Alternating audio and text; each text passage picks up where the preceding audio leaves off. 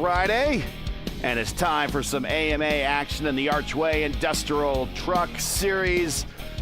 It's a bit of a rough night last night with 22 cautions and 89 laps under yellow. We hope for a little bit of a cleaner race today, 50 laps shorter than the Grand National Series, only 250 laps today. Hello again, everyone. I'm Gary Gatso, in for the vacationing Mark Murphy, and welcome to P1's broadcasting presentation of Round 6 of Season 4 of the 2026 American Motorsports Association Archway Industrial Coatings Truck Series, coming to you from Bristol Motor Speedway for the fourth running of the Rogue Energy 250. Once again, coming off the bench, trying to work through some technical issues of trading paints for some reason. We will deal with that. But while I deal with that, I'm going to turn the mic over to someone that has no problems dealing with paints, no problems dealing with short track racing. A guy that sat through the 3-hour marathon last night, and he's going to sit through another one here tonight. It's Caleb Brashear. Caleb, welcome to the broadcast. Truck Series at Bristol. And I guess tonight, the one thing is, the theme is, I guess we're going to see a lot of change because the points leader not with us tonight, not in the lineup. And we're also going to see a new winner this season. Yes, we will indeed. We will have a new championship leader after this race, and a new winner, just like you said. And currently, for the runners that are in the race, Logan Edwards currently leads it, Matt Sisler right behind him, Ryan O'Donohue, then Paul Witt, all here tonight. And we will have a new winner this time here at Bristol. So what to expect here at Bristol? Well, it's a short track, so you're going to have very high tire wear as usual. But one thing that's going to be significantly different than the Grand National Series is that the truck feels a lot looser around here than it does in those Grand National / O'Reilly cars. It feels a lot looser on entry. Last night they kind of felt tight on entry, then got loose on exit. It was actually kind of like a perfect yin-yang combo almost. But tonight the truck just feels completely loose. If you're going to burn up that right rear tire. And while tire wear with the shorter stages and the shorter race distance isn't going to be as prevalent as what it was last night, it's still something to keep in mind where we'll see strong contenders of the front of the pack like Logan Edwards, Kendall Paul, Sam Crow, who have been very, very dominant in these tire save style races. So we're just getting to qualifying. Kendall Paul is currently your provisional pole sitter. Ryan O'Donohue is to his outside. Austin Hunn is going to line up third, and I believe that's the majority of the field for qualifying so far. Sean Roberts is actually the only one. Him and Randy Dunlap are the only ones still taking laps. We got about 30 seconds left in the qualify session before we are ready to go here. Currently watching right now Randy Dunlap make some laps here. Again, if this is not the correct paints, don't freak out, don't worry, don't fret. We're working on trying to get to the correct paints in. My computer doesn't draw in truck paints very often, so we'll soldier on through. Let me do a Control R here and see if it'll get it to start pulling some good stuff. But qualifications are now complete, and we got some times down. And let's get into tonight's starting lineup. As already we dim down the ambient lights. We're going to go a little night racing right now. Go ahead and get in tonight's starting lineup and stand by. Go right ahead, Caleb, for tonight's starting lineup of the Rogue Energy 250. Kendall Paul is going to be your pole sitter. To his outside, Ryan O'Donohue. They make up the front row. They made up the front row last night. We'll see how they do this time here in the Truck Series. Austin Hunt, Jim Duda is going to line up in the second row behind them. Logan Edwards lines up in fifth place. To his outside is Adam O'Brien. Lining up in row number 4 is Matt Sisler and Mr. Excitement, Justin Osterman. Lining up in row number 5, Sam Crow and Teddy Bear Ted Craven is going to line up in 10th in row number 5. Say Hey, Lewis Hayes, Matt Wagner make up the 6th row. Paul Witt, Randy Dunlap make up row number 7. In 15th and 16th, Daniel Meadows and Andrew Gates make up row number 8. David Dunley, Mason Mueller make up row number 9. Joseph Greyhouse, John Hutchins, a little bit further back than what they had in the Grand National race last night. They line up at row number 10. Donald Green, Keith Graham in row number 11. 23rd and 24th, John Van Ostren and Sean Roberts line up in row number 12. James Hodgson, another contender that was very good in last night's race. He's going to start a little bit further back in the 25th position. Brian Sharp to his outside. Michael Kirk, the last of the actual times that took in qualifying, lines up in 27th. Christian Light is going to line up in 28th. And I believe the last two are DNSs with Kalen Wilson and Dan Witt.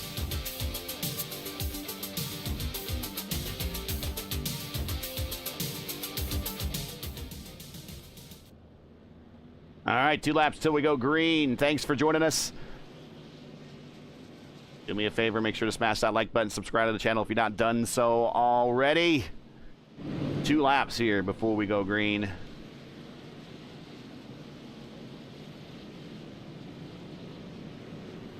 And we are going to try to reinstall trading paints to see if that will work. As you see all the production stuff going on in the background right here. And I think we're starting to get some paints here now. We do, definitely the front row has got the liveries in now. Yeah, I think that might have been done the trick. We got the 40 truck now painted in. Everyone's going to new paints now. So just in time before we go racing here.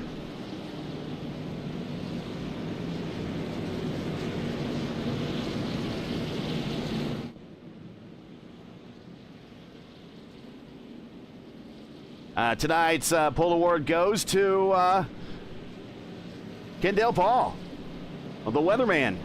And it is sponsored by SimShop, built by racers for racers. SimShop delivers high-end simulation equipment designed to create true-to-life driving experience. Whether you're a pro just getting started, a SimShop, or whether if you're a pro or just getting started, SimShop helps drivers refine their skills and push for faster laps. Fastest laps are being commenced now. Green flag is out. Visit simshop.com, and remember, just keep driving. Off to a very quick start, and Ryan O'Donoghue immediately taking the lead. He did that last night. He led a majority of the race with his teammate Greg Evans in the Grand National race. Kendall Paul dropping a little bit further back early in this run in here. There's a bit of a marathon tonight, 250 laps. Just get a good position, get in line, car on the high side. That is O'Brien in the pink and black truck, or at least it's pink and black for me. Jim Duda, purple lap that time by 1:24.4. And we are measuring the track at the distance that iRacing advertises at in the sim at 0.53 of a mile. Ryan Donoghue goes purple that time by 1:24.6 as they are slowly getting faster with these tires. But now they're going to start slowly fading off here a little bit.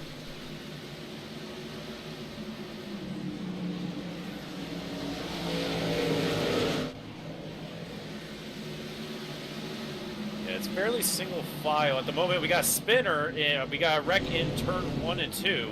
Not caution yet, but that will bring out the caution.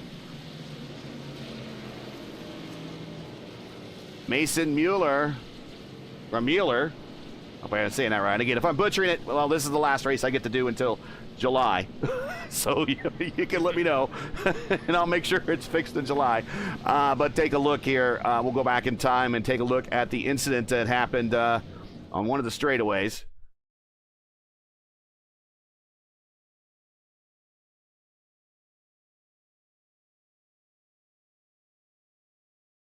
A little bit of a lift going out of the corner. That kind of block. Oh, the 66 on his own. Spins out, collects the 50. Paul Witt, unfortunately, involved in the incident.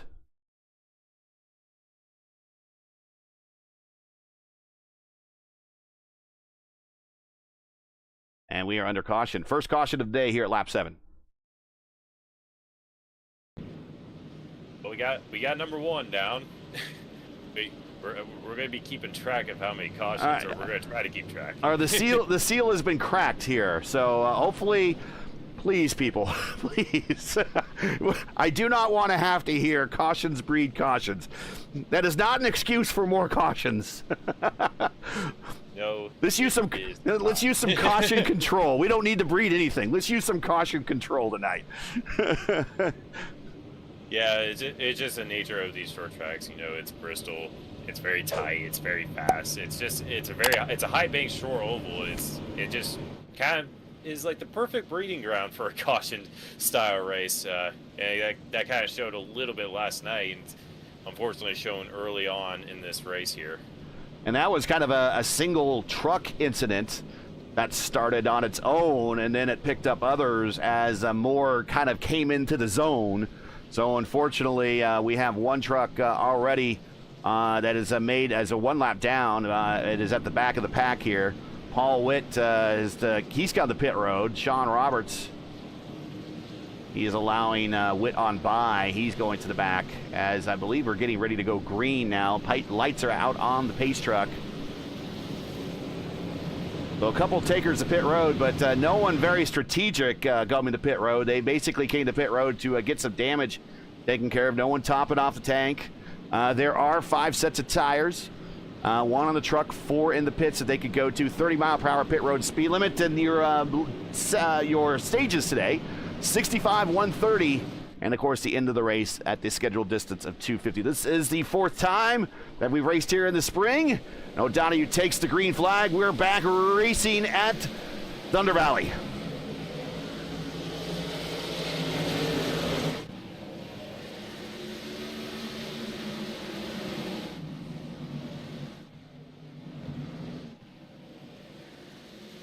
Matty Wags on the high side, working her way around Teddy C.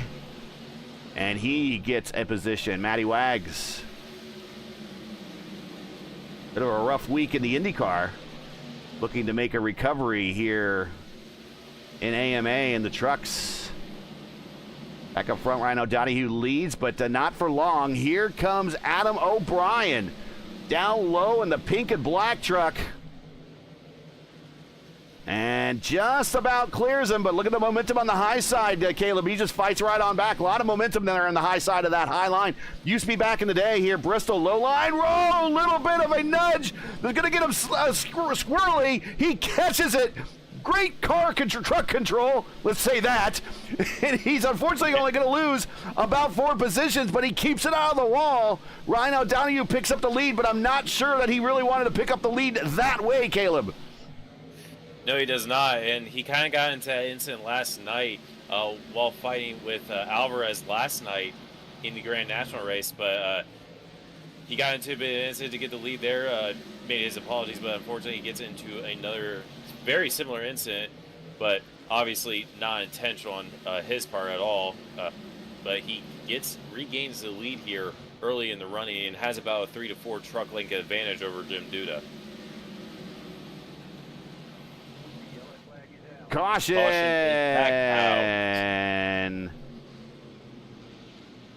Michael Kirk.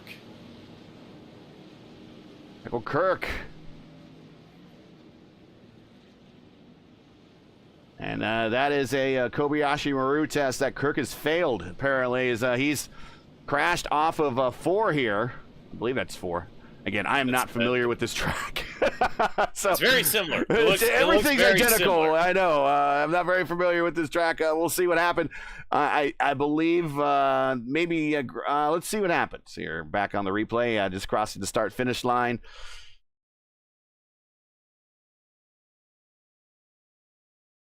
And it looks like he just kind of almost the same thing that happened with the first incident as we're in our second caution of the day. The truck just comes around, gets loose, and it sends others into the wall, including the 33 involved again, almost Sean Roberts. I think Christian Light was involved there. I don't know if Christian Lights is in the correct livery here in my sim, but I don't think he is. I apologize if his paint is not loading incorrectly.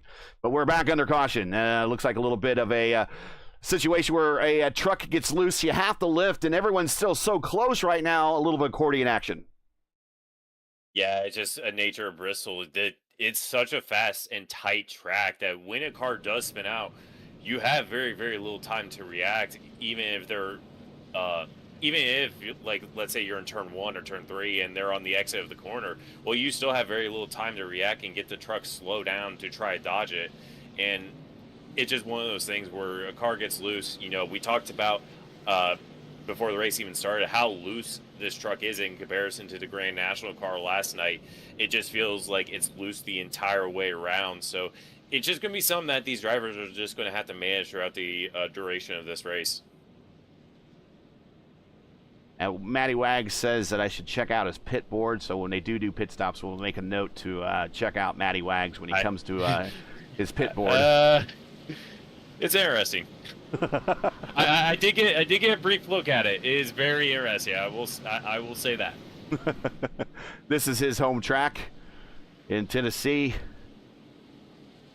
Right there on the border with Tennessee and Virginia, right? Yeah, I think it's Virginia. They're right there. Yeah, it's right on the border. Right on the border. Been here a couple times for the night race here at Bristol, and well, there's a reason it's called the loudest arena in the or stadium in the U.S.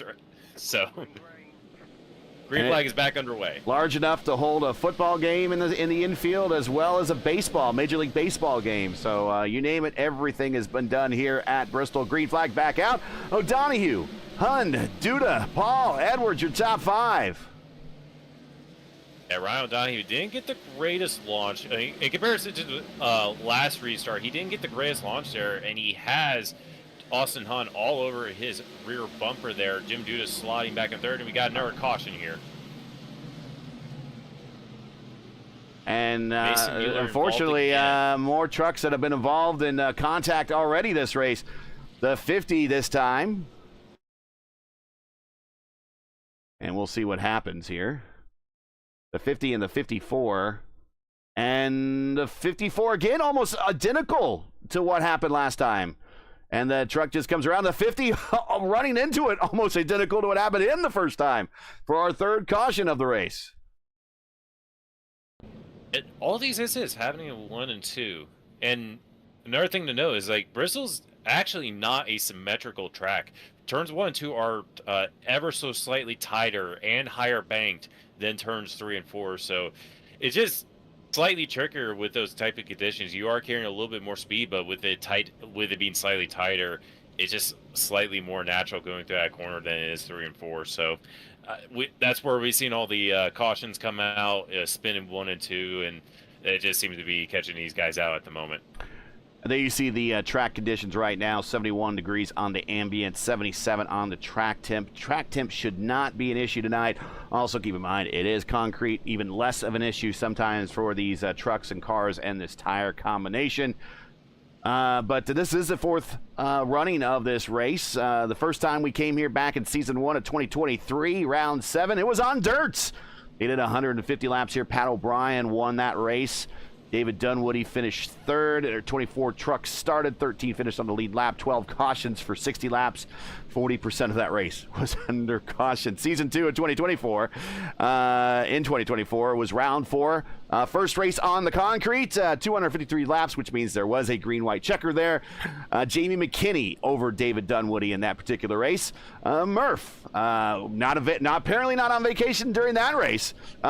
He finished 3rd in that race. 32 trucks started, 12 trucks finished on the lead lap, 26 cautions for 108 laps in that particular race, as 43% of that race was under caution. It was 150 laps on the dirt, 250 now on the concrete.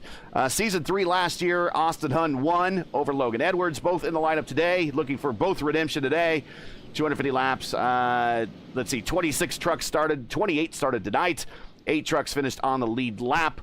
And they had 24 cautions for 58 laps. 23% of that race is under caution. I hope we do not have 24 cautions at all for tonight. No.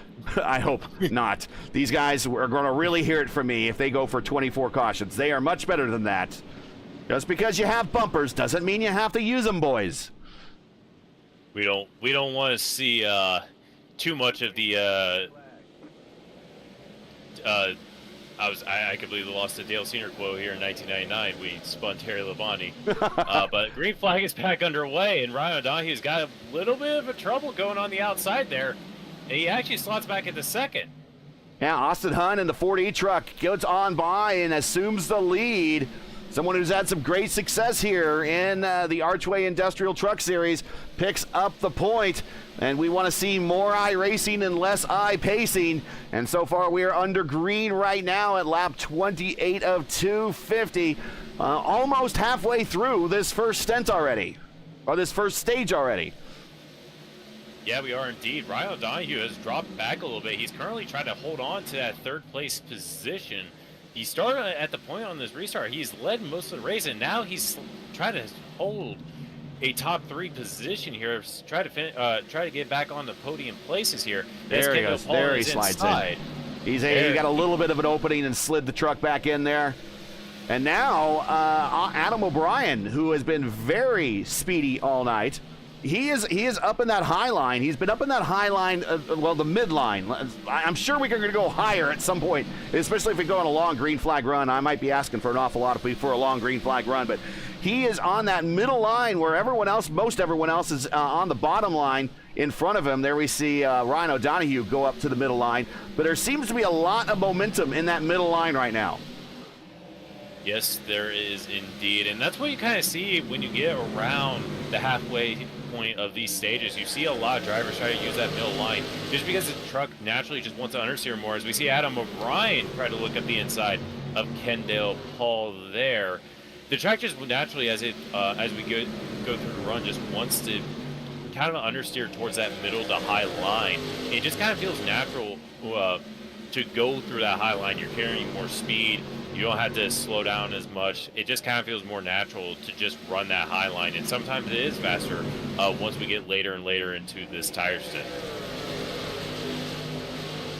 And if you are joining us, you just happen to be clicking around and trying to find the real Craftsman truck race that's going on right now, and you run across us, hey, welcome. Don't go anywhere. You can still leave us on one browser and bring up the race on another browser. Welcome to the AMA's Archway Industrial Truck Series, where we are at Bristol in the very early stages here, lap 36 of 250. We're at round 6 of the championship. You're watching iRacing, a subscription service. Allows you to race on your favorites racing tracks from all around the world. This is the Craftsman Trucks recreation here at Bristol. And the leaders not too far away from encountering lap traffic. No, they are not. And that was a big factor that played into the Grand National race last night, especially with 5 to go. Ryan O'Donoghue and Greg Evans both had to check up massively for lap traffic, and that allowed Franco Alvarez to close about 2 seconds worth of gap in the final 10 laps of the race last night. They were able to hold on to those first and second place positions, but that really threw a wrench into their strategy a little bit. And now we're going to see how Austin Hunt, Jim Duda, and Ryan O'Donoghue navigate this lap traffic that's right in front of them. How much in trucks? So I'm going to go back to my IndyCar knowledge. We always hear about dirty air. How much does dirty air at a track like this impact trucks, if at all? It doesn't so much give you dirty air, but the truck does feel looser when you do follow someone.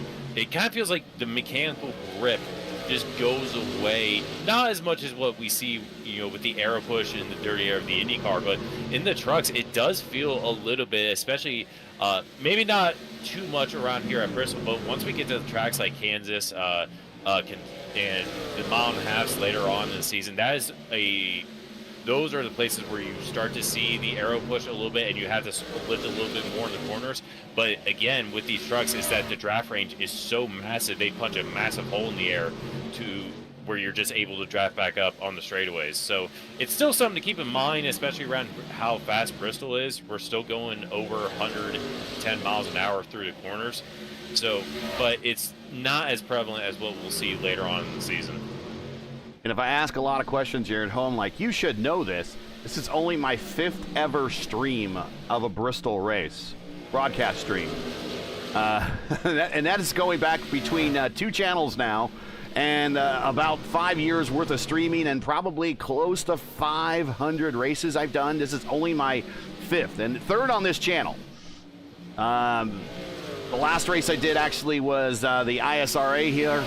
I did another league, and I have actually. I was telling Caleb in the pre-race, I've done an open wheel race here, a PM18, the Pro Mazda 18s, which used to be the kind of old Indy Lights car. There was a league that did a race here, as we see O'Donoghue underneath Austin Hunt, and he gets back to the point. I'm wondering maybe if he was just pacing himself and maybe saving those tires a little bit. We'll see what happens here and your thoughts on that. But yeah, I did an open wheel race here in the PM18, and that's a size of car that actually would race here pretty well. I don't think we want to put the IR18s here. The IR18s, I think, are a little too beefy for this racetrack. No, absolutely not.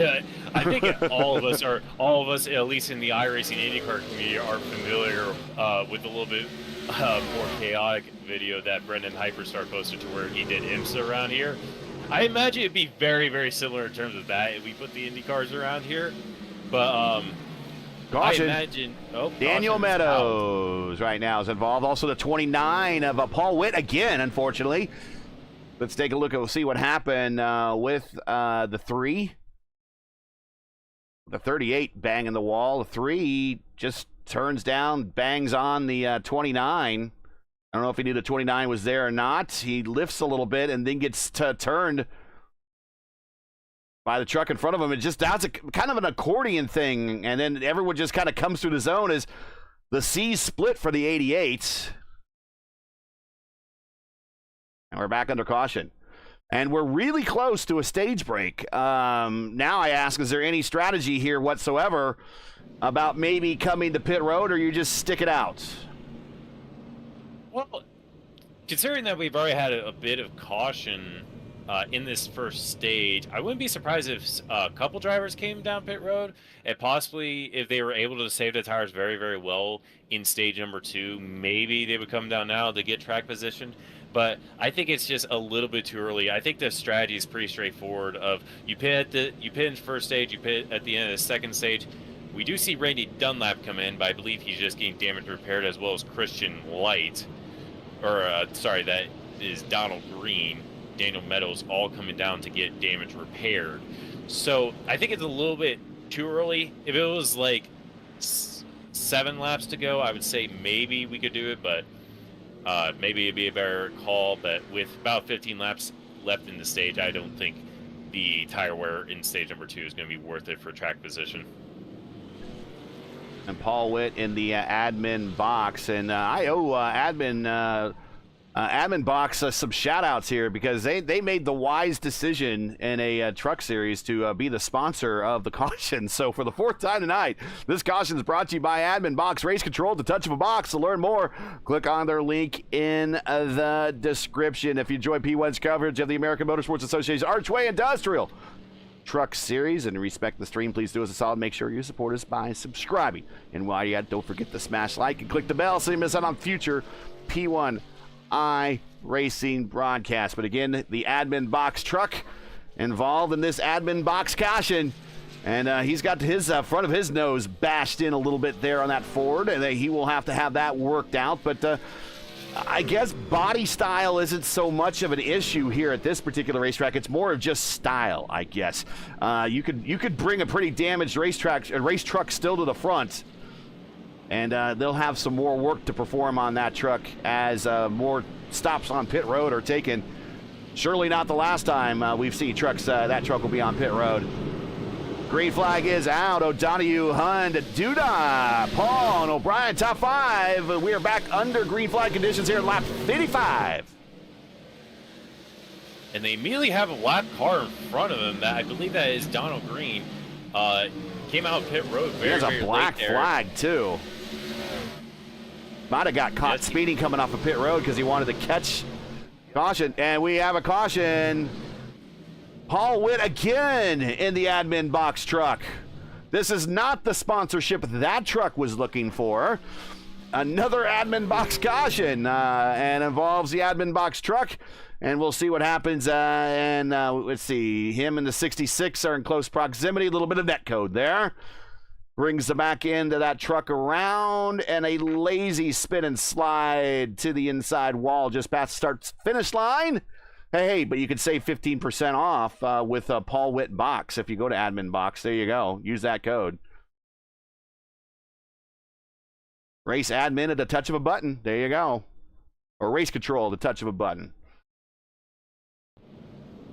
And Donald Green has a black flag, so I wonder if now if he can answer that under caution, or if that has to be answered under green flag conditions. I would imagine maybe green flag conditions. Well, we got the black flag under caution for like a speeding. Usually if you speed and it's under caution, most of the time you just line up at the end of the field. You line up towards the rear. You get it towards green, then you have to serve it under green. So I guess it just depends on like what the penalty is. The fact that it's still applied tells me it's a penalty like a drive-through or a stop hold or something like that, to where now he has to serve it under green flag conditions. We're at lap 58. Again, very close to, as we see one truck getting the Lucky Dog wave around. Very close to the first stage break. We are in our 5th caution already. So we're averaging just over about 10 laps before we get another caution. Come on, guys. You can do better than this. And just think, when we go green flag running, it'll only be 3 laps before we get the stage caution. So it'll be a little bit difficult getting through this race here if they keep going like this. But it is what it is. It's Bristol. You get one of these races every once in a while. So I believe we're going to go green this time by, though. So it should be a 5-lap shootout to the end of the stage. Lights out on the pace truck. And we get into our rows of 2 for the restart again. This is foreign to me. I'm used to a single file. Everybody lines up on the high line so you can't pass. Well, you know what you could do? You could do the lemons to where you just randomly go throw the green flag on the pace lap and everybody goes, and it's 130 cars on the just out on the track in single file. You could do that.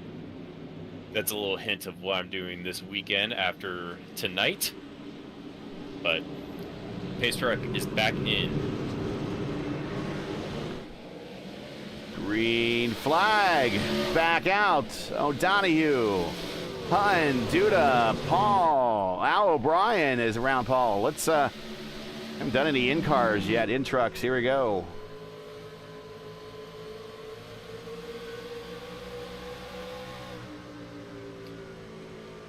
Yeah, currently Jim Duda and Kendall still going side by side. They've been side by side ever since the restart. And caution is back out. And that's not even for the stage break. We were 1 lap short. I'm not sure who was it. Daniel Meadows? Yeah, he had a half spin, it looks like. Just turning the truck in, and yeah, oversteer, which everyone will call here loose, and kisses the wall, and it's just enough of getting the truck upset and perpendicular to the racing line that it's enough to bring out the auto caution here at iRacing, and we're back under caution here for the 6th time. This should bring us to the end of the stage here. In AMA rules, if we get a caution with less than 5 laps to go in a stage, we will just go to the end of the stage here. So this should be the end of stage number 1. All right, let's follow Matty Wags in the Crown Royal truck, and we will see what's so special about his pit sign. It's interesting. It is interesting.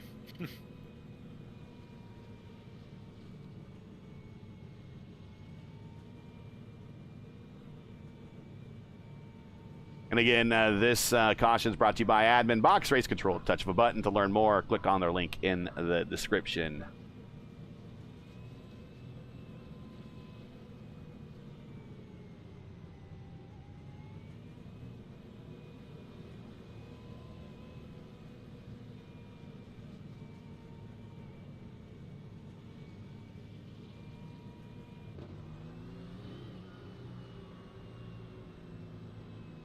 And we will see if anyone making the run down the pit. I guess they're waiting for the official. They got to wait for the official. Yeah. Yeah, they got to wait for the stage to officially end before they make their pit stops here, so...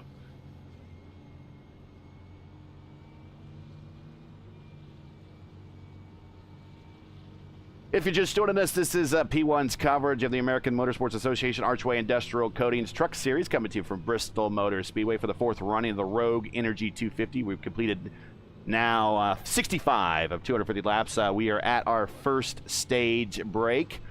If you are enjoying P1's coverage of tonight's race, make sure to smash that like button, subscribe to the channel if you have not done so already. Ring the bell for future iRacing content, including our Monday night open wheel doubleheader. Race 1 starts at 8 p.m. Eastern Time on Monday night with the iRacing IndyCar Open Series. Monday night top split. They will be at Long Beach? Yes, Long Beach. This is Long Beach week coming up. So one of the crown jewels. And then the Indy Next Road Series will be at, the Indy Next Road Series, which will follow up at 10 p.m. Eastern Time, will be at Mosport, Indian Tire Motorsports Park. Do that race. I do love me some Mosport. And we're just a little further back. But I believe that is Craig Forsyth from the IndyCar series. I think that's Craig Forsyth from the IndyCar series. I think it is too. That's why. Yeah, I think it's Craig Forsyth. That's from the IndyCar community, not the series, but mainly the IndyCar community. And that's one of his buddies. He's a 4D Racewear sponsor as well, one of the 4D Racewear team members. So, Craig, shout out to you.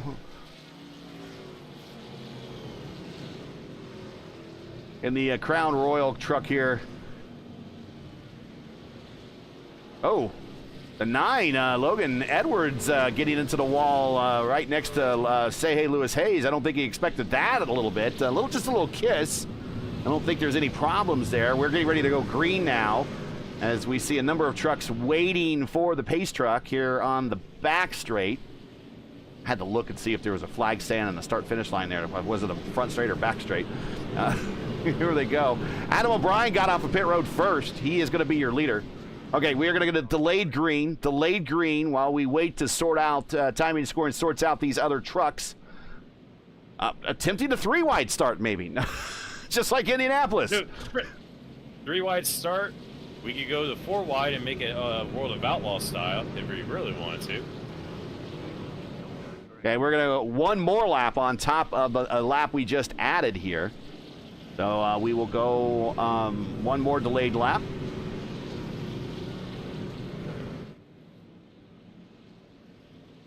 And I will say this, even though this has absolutely nothing to do with this caution, this is no longer a fuel strategy race.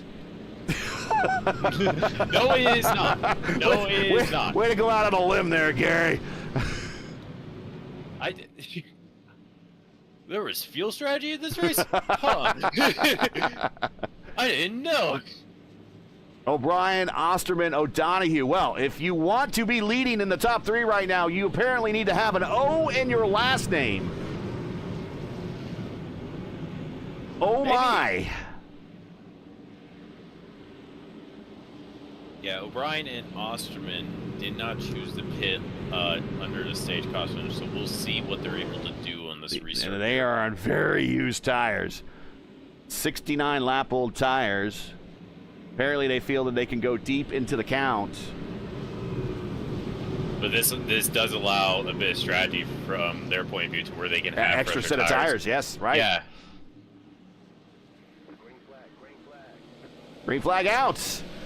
And Adam O'Brien on those very used tires gets a good jump. Dunwoody second, Osterman third, Austin Hunn fourth, O'Donohue fifth. Paul and Duda side by side, a little evasive action on the front straight. Here's Sisler right behind him in the 3 Birdies truck. Oh! Well, Duda might want a little bit of a mulligan on that one.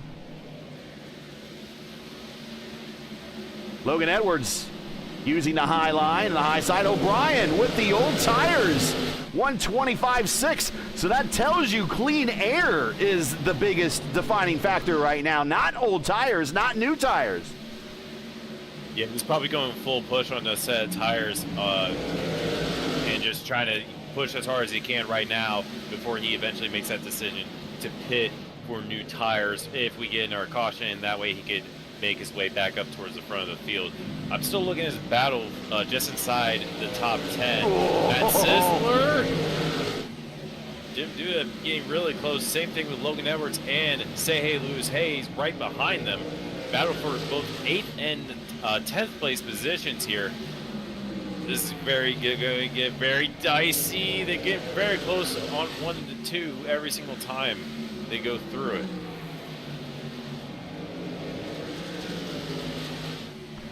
Hey, tonight's first stage break is brought to you by Track Racer. Support the series by using the promo link. It is in the description. You get 5%, actually 5% of your order goes directly to the AMA prize pool when you use that promo link in the description. So just copy and paste the link and you're all set. But they sponsor the first stage break here tonight. Logan Edwards up in the wall. 3 wide off the corner. They got that situated pretty quickly, though. Yeah. I feel like they heard 3 wide and it was like, okay, back off. Well off the throttle here. Yeah, no, there's a couple things you want to hear at Bristol, and one of them is not hearing your 3 wide in the middle or on the outside. Yeah, 3 wide on a mile and a half, we can do that. 3 wide anywhere else that's under a mile, yeah, that's not ideal. That's not an ideal situation. Kendall Paul, side by side. David Dunwoody, 2 longtime veterans of the series. Into the inside of the 53, trying to get the beat on Osterman. Still side by side, and then the 78 now clears the 53 on the older tires. Brian O'Donohue has caught the leader and has passed him. So, what we saw there, the new tires, very quick in the short run with the clean air. However, as the run progressed, and remind you, look at how squirrely he is coming off the corner. O'Brien is, but we're doing 15-second laps here, so these runs go by rather quickly. Duda spinning to the inside down the front stretch. He has caught it, but he has lost a lot of track position. Actually, that was the back stretch. Very simple. It's very hard to. I know, man. This is not my track already, and it's already. Oh, looks like the front stretch. Okay, just call it out. They look very similar. They look very similar. I'll give you that. Kendall Paul now around Adam O'Brien. So the old tires, again, very good in the short run. He set a purple lap with that excellent clean air that he had in front of him. But all of a sudden, as the run goes longer, and now he approaches 85 now, 90 laps on this set of tires, it is starting to show. Yeah, it is indeed. But just think at the end, during stage number 3, he's going to have that freshest set at the very end. If we get a late stage caution, he will probably have that last set of Goodyear rubber still available. So this could, in the long run, benefit him, just suffering through it now and having that fresh set of Goodyear rubber towards the end of the race. Hey, the American Motorsports Association Truck Series is sponsored by Archway Industrial Coatings. For years, Archway has been delivering epoxy and urethane flooring solutions that stand the test of time, all the while meeting installation schedules, budgets without compromise, you name it. Committed to high-quality work at competitive costs, Archway provides industrial, commercial, and retail flooring, along with concrete repair solutions that you can rely on. When it needs to be done right and done on time, Archway gets the job done. Archway Industrial Coatings, get ready to floor it. Caution is out. And it is Donald Green involved in this one, along with Andrew Gates in the 13. Andrew Gates has been involved in a couple of these. I'm beginning to wonder the 13 might be a bad omen for him. Let's check this out.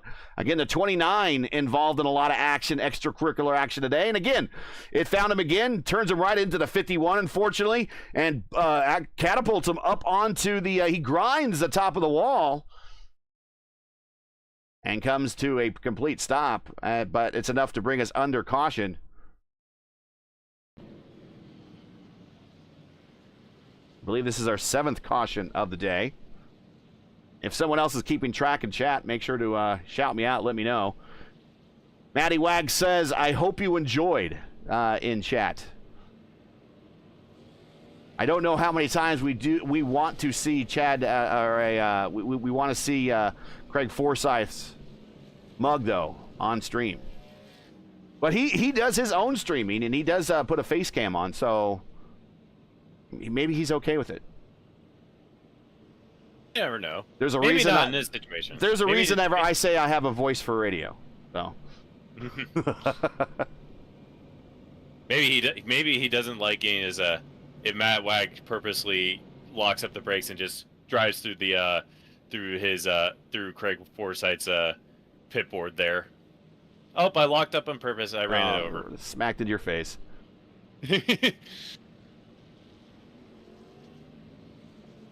I believe we're under our 7th caution of the night. Ryan O'Donoghue is back to running the point.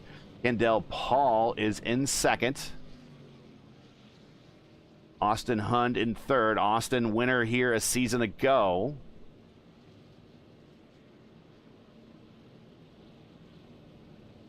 Logan Edwards finished 2nd behind him a season ago, 0.8 of a second back.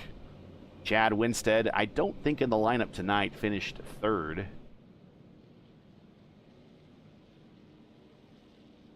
Austin Hunt definitely would like to go down as being the first repeat winner of the spring race in the 4-season history of the AMA Truck Series. As lights are out on the pace truck, we're going to go green next time by here at lap coming to 95. 130 is the next stage break, but we're not too far away from that. Sam Crow up to 10th position. Give him a shout out. Again, the broadcast messiah very quietly bringing that truck forward. Yeah, he had a bit of a rough race last night, so hopefully he's able to turn around here as the pace truck comes to pit road. Green flag is out as they're into the restart zone, and O'Donoghue is off. Back here at lap 95, O'Donoghue, Paul Hunt, O'Brien, Sisler now your top 5, but here comes Adam O'Brien on those older tires, and we see he has some pace until the heat cycle recycles those tires, and then he falls off as there he goes. A lot of momentum on the high side of Sisler, still side by side, but they're single file now in front of him.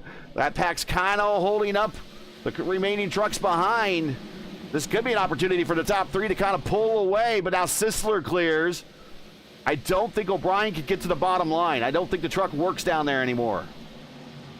Definitely not. It's very hard to try to hit that apex of that bottom line. Although he's going to have to do it as he got Logan Edwards on the outside. Logan Edwards sailing around the outside, able to clear O'Brien on the high side. He slots himself into the top 5 position. But yeah, it just worn tires. It's just harder to hit the bottom, and you just kind of have to naturally go to the middle to the high side as the run progresses here. Battle between Teddy C and James Hodgson back here in 18th and 19th. They get things settled. As for a top 20 position, Mike Rigney checking in from ISRA says, yes, 7th caution. Matty Wag says that Craig Forsyth is his fuel strategist. Considering there is no fuel strategy involved in this race, he is doing an awesome job. Maybe he's doing he's trying to find out a different octane that runs at a higher horsepower. I guess. He's getting the illegal fuel. That's what his fuel strategy is. Can we get a tech inspection on Matt Wagner? They're dipping into the IndyCar methanol supply that they used to run back in the day. Oh, Duda gets into the back of Christian. I don't think he expected him to check up that much. Oh, they almost smacked tailgates as they wag the back ends right in front of Wags. They get straightened out, though. Got a little exciting there. But I think maybe Christian was backing up the corner a little bit, and everyone else kind of got in the back of him. A little accordion action, 33 and the 48 side by side. That's Roberts and Greathouse.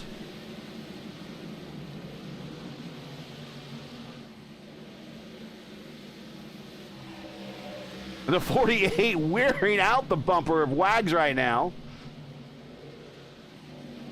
He's trying to make that high side work. We got a car. Duda again, down very low, coming off the corner. It's like he's got maybe some snap loose on exit, and he's going down to the apron to catch it. But he and Christian Light get things settled out. Or do they? They immediately go side by side again. This time Light on the bottom here, Duda on the high side, and he had that little bit of wheel spin, and it kind of acts like the same way as the alternate on the IndyCar. Once you wheel spin those tires, it just kind of loses all grip, and you overheat them, and you kind of have to try to cool them back off. But it looks like he's got it back under control, cool those tires off, and now is able to try to pursue Mr. Excitement, Justin Osterman, and Adam O'Brien in front. Wagner falling back a couple of positions, just trying to get in line. Here comes David Dunwoody. 2 podium finishes here at Thunder Valley. Looking for another one, but first he needs to get by. The IndyCar veteran goes down low, clips a little bit of the yellow line. Wags with the high momentum on the high side, gets the position back. Dunwoody back again in the Black Magic truck down low. Right behind them is Houchkins in the 72. Wanted to shut the door, but the 72 was there. Couldn't quite shut the door. Going to cost him a little momentum now on the low side. It's going to allow Wags to pull away. And the 72 now battling with the 28.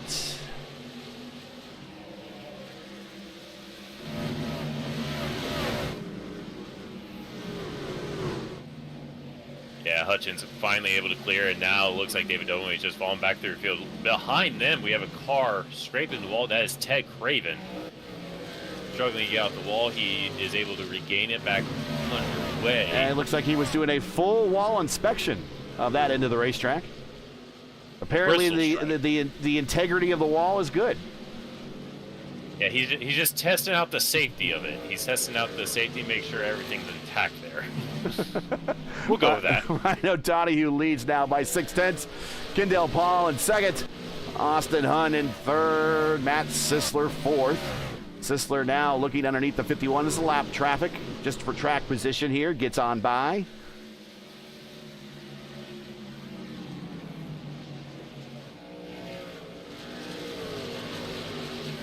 Sisler got the golf sponsorship. I guess Bristol will be a form of a par 3, I'm guessing. Par 3 with basically that as a hole 1 if you can hit it just right. It's a very short par 3, basically 100 yards at most. With a whole bunch of hazards. Oh yeah, whole bunch of, there's water surrounding the green. There's like only like a little like walk bridge that you have to get to the green to putt. Yeah, it has everything. And Tiger Woods isn't even in the race. Oh, okay. Sam Crow up to 7th. He's up 2 spots. O'Brien, though, with those older tires, he's now starting to fall through the field. 33 does a little bit of a send and sail to the bottom. And he wanted to clear, but still a lot of momentum on the high side, especially with the old tires. I think a lot of these drivers should probably take note of that if they indeed need to do a late run with an old set of tires late in the race, that the high side does even out a little bit. Not a lot, but the 33 does get by. Here comes the 48. Slides up the racetrack as he sends it in, tries to get underneath O'Brien. Joseph the Great underneath Adam O'Brien to try and pick up another position. He's up 8 spots. Your biggest gainer, though, is Sean Roberts in 9th position, up 15.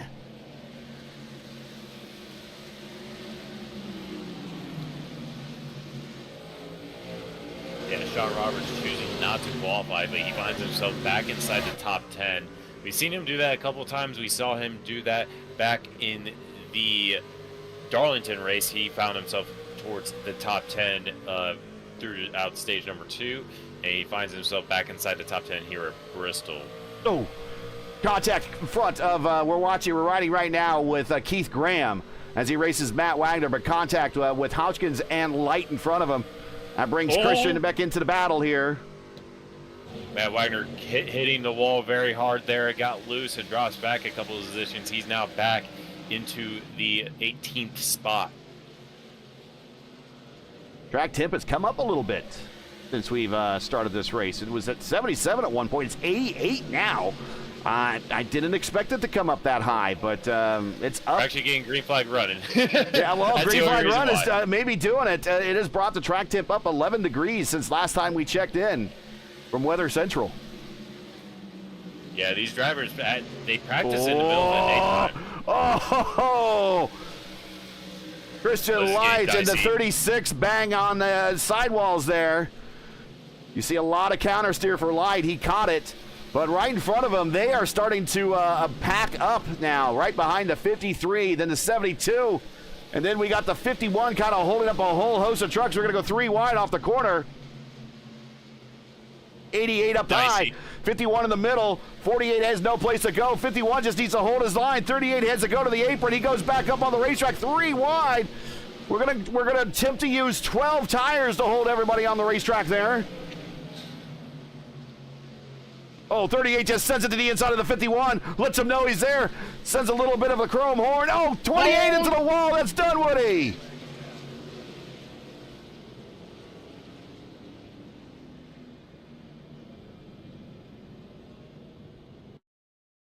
And there's a 29. Everything's getting all backed up here. I mean, just everybody. The 51 backs everybody up with the contact that he had made on him, and then here they come off the corner. Wags in the middle. Christian Light. Oh, he can't go any higher. He's on the wall already. Light into the side of Dunwoody, and I think Dunwoody just hooked the bumper of Wags and came around, and a very impressive stint. But we're at our 8th caution. And that should bring us to the end of stage number 2. Yeah, we are right at the 130 points for the end of stage 2. So everybody should come to pit road for the final time unless there's any late cautions and throw on a new set of shoes then. But Ryan O'Donoghue having another down night. And, listening to the pre-race, he sounded like he had a pretty good night last night. In the Grand National Division, so looking for a good night here again here at Thunder Valley.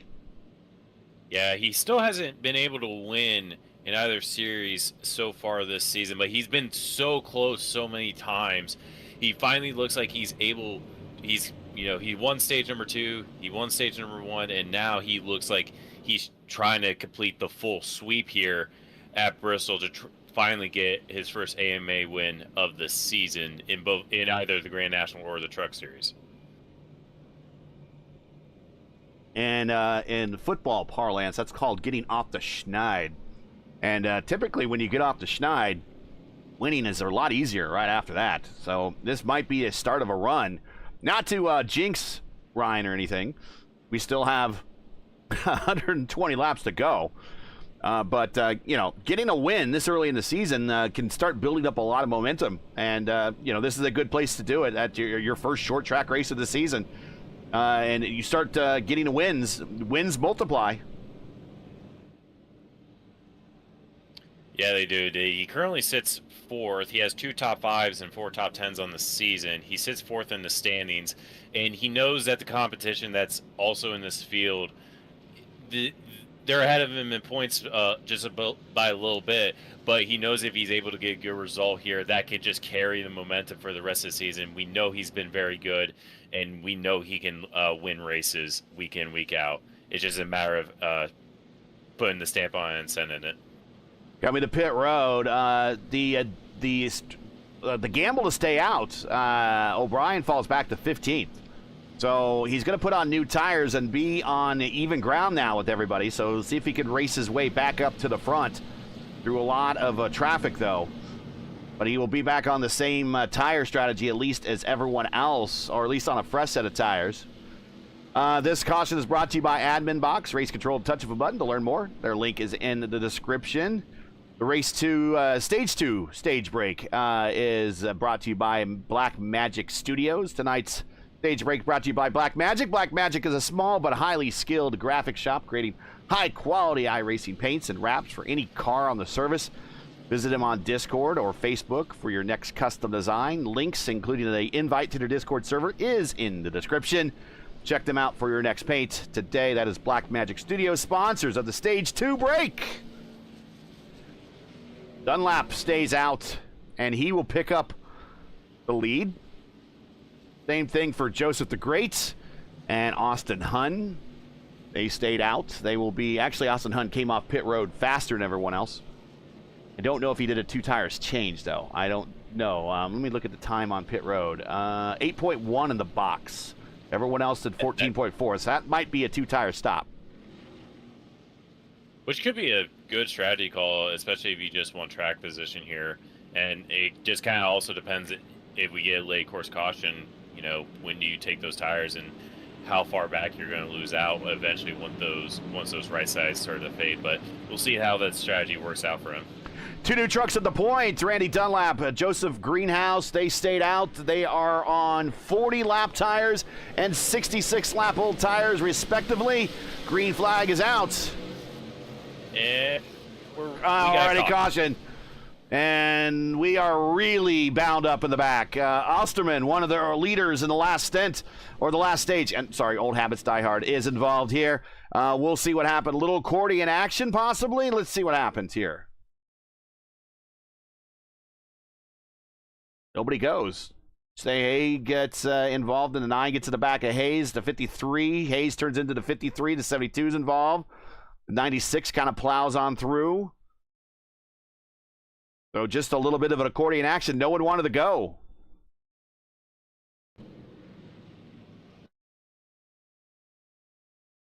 Look at a little again and watch this again on the from the air of the P1 airship, high above Thunder Valley. And we'll watch and see what happens here. That something that look right around say hey Lewis Hayes in the 43. I think Lewis is behind his teammate there, Sam Crow, who got a bit of a chuckle out of him when he heard that I called him the broadcast messiah. Oh yeah, they were checking up well in front of Lewis.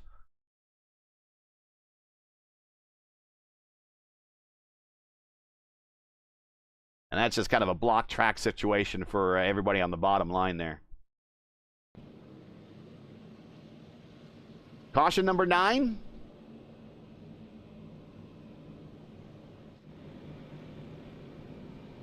At this rate, we should get, knock on wood. Thankfully, my desk is actually made out of wood. At this rate, we will have less cautions than previous years. That is if we go continually at this rate or less. Give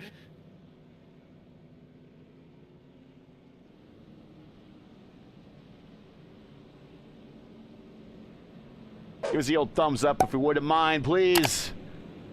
We're going to be a long night of racing here. Already 9 cautions into this boy. And subscribe to the channel if not done so already. Thanks for joining us, everybody. 28 of you are watching at home. Not done so already. The moon, the moon astronauts that flew around the moon returned home safely just before the green flag. So successful mission. So next up, it's not the moon landing. They're going to have one more kind of dress rehearsal mission in low Earth orbit, and then they will do the moon landing on Artemis 4. So we might see that in 2028. Times are good. Maybe we get to see a moon landing in our lifetimes. Right now, on top of the world here, getting ready to go green this time by, is Dunlap and Joseph the Great. Joseph Greathouse. Joseph Greathouse, not the greatest restart there, and they all bound up behind him as Austin Hunn goes underneath, and he's going to use those fresh tires. He transfers to the outside. He's going to have all the momentum on the 38. He's going to get that position back and be your new leader here very shortly. Here we go down the back stretch, excuse me, the front stretch. He clears the leader now, and he has picked back up the lead. Austin Hunn, former winner here from a season ago. Austin looking to do back-to-back here tonight. And just in a case scenario, the lap traffic on those older set of tires just kind of getting in the way of everybody else. Logan Edwards was actually restarting in third, and now he can't get off the bottom. He's got 2 lap cars. Oh, the 38 to the inside wall. Dunlap tries to rejoin. The 29 is up in the wall. The 38 around. And that started almost an entire lap before he spun out coming off a 4. Let's watch this again.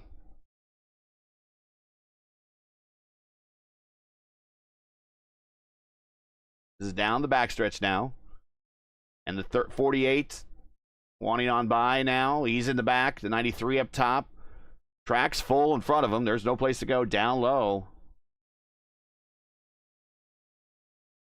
Just a little bit. He started to feel some oversteer. A little loose there on the corner. Caught it. Counter steer. But it's going to be loose again off this corner. Same thing. Those back tires are not very happy.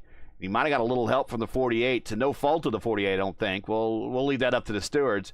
But now he's at full speed on the bottom, and he needs to rejoin. There's a 29 up into the wall. It's unrelated. But no one is obligated to allow him to rejoin. He just slides right on up.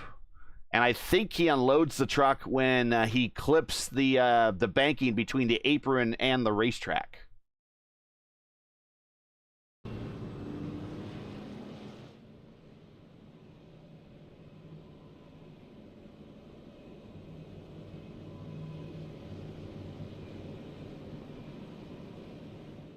Checking in from pit road on the restart. They say it happened way up front. No one went. That's kind of what it looked like in the restart. Yeah. I think the front was kind of dragging their feet there, and it's their right to do that. They can go anytime. Yeah, they do have to go within that restart zone. Yeah, that restart zone. But yeah, once they're that's what I mean. It's they're right in the restart zone. Yeah. But it's just he did go in the restart zone. It was just a checkup on that high side that just kind of took out the rest of the field there. So just a bit of a accordion effect that we saw, and as we said, so just an unfortunate circumstance.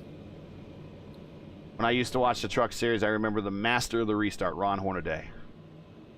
He was the master of the restarts in these trucks. That was probably before I was born, wasn't it? Yeah, this is in the early days of the Truck Series. Yeah, he was the mid-90s. I think he even drove the Childress 3 truck, and he was kind of almost as feared as Dale Earnhardt in terms of how aggressive he was, and he was just the master of the restarts. I just remember that. Well, we'll see if Austin Hunn's able to replicate that on this restart. I believe this is the first time he's restarted in the first place position. Ryan O'Donoghue on that second row. We'll see what happens here on this restart. Caution is brought to you by Admin Box. Race control, touch of a button. Getting ready to go green this time by... It is Hund, O'Donoghue, Paul, Sisler, Duda, your top 5. We're back underway here at lap 147. Austin Hunt gained a very good jump. Ryan O'Donoghue did not get the greatest jump here. He has Kendall Paul on his inside. Kendall trying to make the move, and we got a big contact in the background. That was Adam O'Brien and Jim Duda getting to the wall there. They still continue forward. Meanwhile, behind them is Logan Edwards and Sam Crow going side by side for the 7th place position. Oh, and a little bit of contact with Crow, and he catches it with coming off of Logan Edwards there.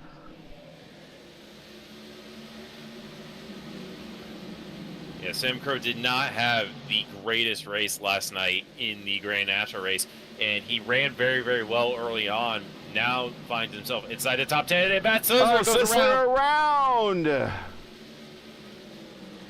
No, there it is. And let's see how this plays out with the 16 and 74 behind him. And do we have a little bit of help, or is it what we've seen a little loose coming off the corner? The 16 does get loose. The 74 gets a big run. Gives him a little bit of a, a little bit of contact there. And just enough to get the back end lightened up a little bit. Brings it around as everybody goes to the high side to sneak on by. And I believe we are in our 11th caution of the night.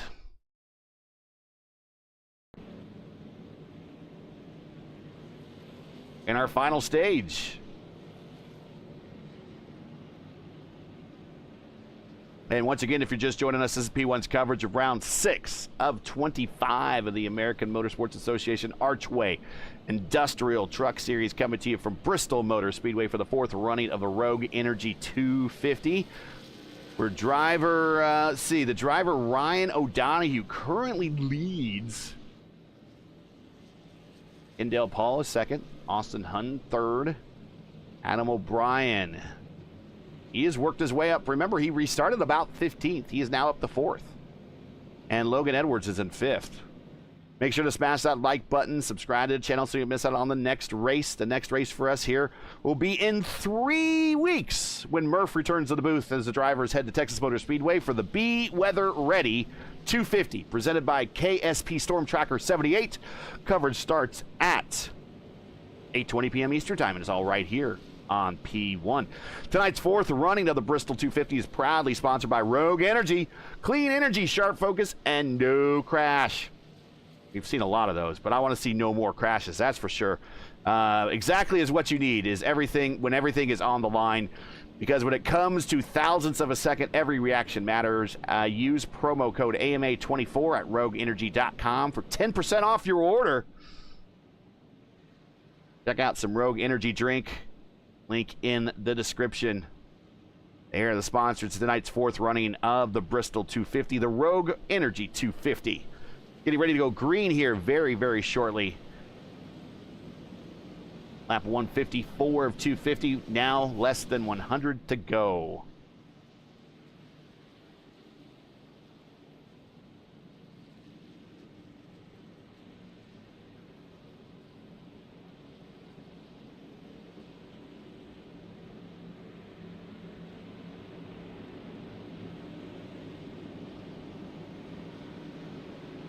Everyone is lined up and getting ready for the restarts. Thanks for joining us, everybody. Appreciate everyone being here on a Friday night. Green flag is out, and O'Donoghue, nice jump. A good jump. Controlling that start, Kendall Paul. Fades to second. Austin Hunn in third. Here comes Adam O'Brien in the pink truck on the high side with all that run. And he clears for third. Now, can he line up second? He's using that high line.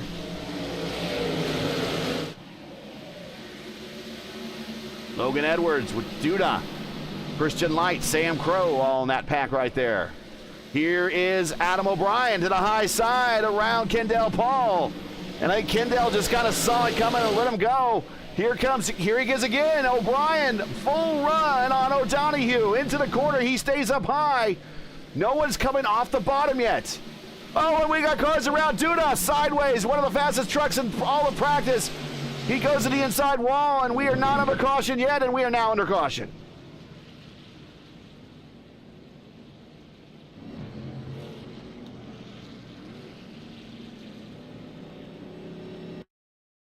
And, yeah, just a little contact off the corner, right when the truck's the lightest, and then a massive net code for Logan Edwards, who morphs into the side of a Christian Light's car.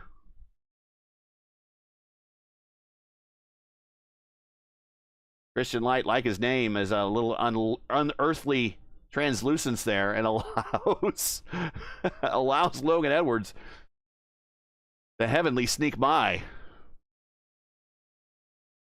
I don't know if I've lost Caleb or not. I had nothing but silence on it. I've just been waiting for this restart here. But yeah, just a bit of an unfortunate situation there. Car came up high off the corner and just got spun out. So yeah, it's right at the lightest part, right? I mean, these trucks really don't get any lighter with maximum weight transfer and everything. Right, at that point on the exit of the corner, as I think we see Dunwoody going back on the lead lap here. So good timing for him in the last stage here. But yeah, right there on the corner exit, the back of these trucks are you can't get any lighter at that point, really. All the weight's transferred. All the centrifugal force is working against you. And a little tap right there is just enough. Even a gust of wind in some cases would be just enough to send a truck around. Yeah, and it just seems like that bottom side, the transfer of the banking is really, really making it loose and stepping out. And you're seeing a lot of the drivers, even the front row guys of Ryan O'Donohue and Adam O'Brien, kind of rocking that high side on that high line. And it just seems like they're able to carry so much more speed when they do that. So you saw Adam O'Brien kind of get those runs, poking his nose into Ryan O'Donohue for a lead. Just wasn't able to quite get the move before the caution came out. All right, we're going to line up again here to go green. We will go green with 88 to go. We are getting to the point where possibly within the next 20 laps or so, we might see some takers for tires. They do have an extra set here, so we'll see. We do get in our caution, or maybe if we go green flag for running for a little bit, if we do have some takers on pit road. Do you think anybody might try to separate this last stint and a half and go like 45, 45, and then... Possibly. Is that a good way to do it? I mean, you don't have to put any fuel in the tank, I imagine. There's enough fuel in the tank now to go to distance. No, there's not, and the green flag is back out, but it's basically just a tire advantage. That's all you really want when you come down pit road. You're just competing for the tires. You can actually make it on fuel alone. Ryan O'Donohue jumps out to the lead. Adam O'Brien still working that high side, tries to look up the inside. He gets up high on the entries of 1 and 3 and then cuts back low. He's got a fender going onto the back straightaway there. Not able to quite get the job done to get fully alongside, but he is pounding our leader for the top spot here. He is very comfortable on that middle line. And Logan Edwards is starting to copy that line. He's gone up to the middle line now. He's a little higher than that middle line right now, giving a little bit of extra room to Hun to the inside. But look at all that momentum. Just pull your teammate right on around and get the position. But they are now starting to kind of bind up behind with that side-by-side battle between Light and Crow. Yeah, it's now Light. Christian Light into the wall. Oh, we're 3 wide in the middle with a 29. Here comes Paul Witt. He's had a bit of a rough day. Christian Light. The heavenly light does not shine on him right now. He is going to the back. For a minute there, I was trying to think of a situation where I could talk about Christian Light shining upon the racing or the broadcast messiah of Sam Crow, but they separated, and the pun's no longer there. No, it looks like he's got some bad suspension damage. Looks like he's going to come down pit road this time. Possibly broken something. So his night might be done here. But can the crew perform a mid-race miracle here? Lay hands on and repair? Possibly. We never. It's Bristol, baby. We have seen crazier stuff happen than that, but we were talking about how that high side was running. And earlier on with that situation with Logan Edwards, on the initial restart of stage number 3, he was lined up in spot number 3rd, but he got trapped on the bottom and dropped back to 10th place position. Now he's back and forth, just running that high line and just not leaving it. So caution is back out here. Lewis Hayes coming off the banking. Say hey, Lewis Hayes, who's been up in the top 10 today. That Dodge is not looking like it's on stable ground. We'll see what happened with Say Hey Lewis Hayes here. Him and the 09 looked like they got into a little tussle. I believe it's a wheel disconnect. Oh, a wheel DC. So a mechanical for Say Hey Lewis Hayes. Yeah, his wheel actually fully disconnects if you go to cockpit view going on to that straightaway.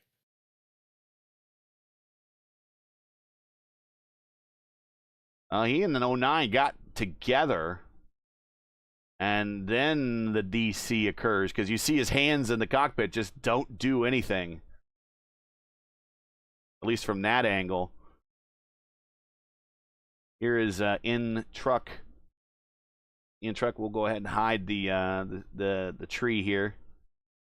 I think you just see that all of a sudden the hands don't do anything. I think it's next time.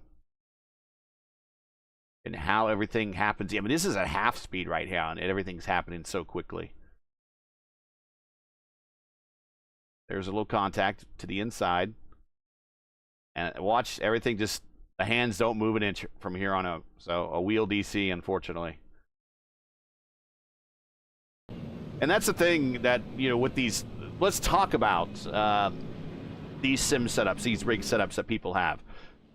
There's a lot of, it's you know, for the most part, a lot of these technologies are plug and play. And you just get a wheel, plug it in, and go.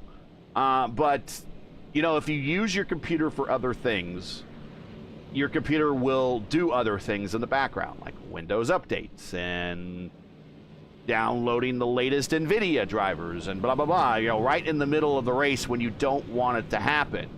And you, just like these real teams do at the racetrack, where they have to spend hours and hours of testing and going down the very small minutia of paying attention to detail, you need to do that with your rig as well. You need to get into your USB settings and say, don't go to sleep. You need to get into your power settings and say, everything stays on all the time.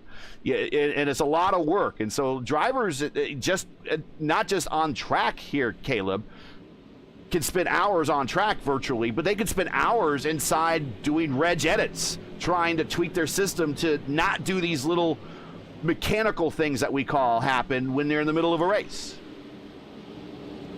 No, it's just an unfortunate circumstance for Say Halo's Hayes. Green flag is back out. Ryan O'Donoghue gets a jump, but so does Austin Hunt. He goes with him. Logan Edwards looks like he got a jump on Kendall Paul here. He's going to rock that high side, but yields to the 4th place position. They're still side by side in the background there. Paul Witt gets around Sam Crow. He is back inside the top 5. For how rough his first and second stages. Oh my goodness. He's in the top 5 here, Gary. And he's completely turned this race around. He's got that nose fixed on the front of his truck. Remember, it was a little concave before. Oh, big smack to the wall by Joseph the Great. Joe the Great into the wall. Joe Greathouse. That was a little bit more than a tank slapper, but these trucks showing great redundancy and resilience.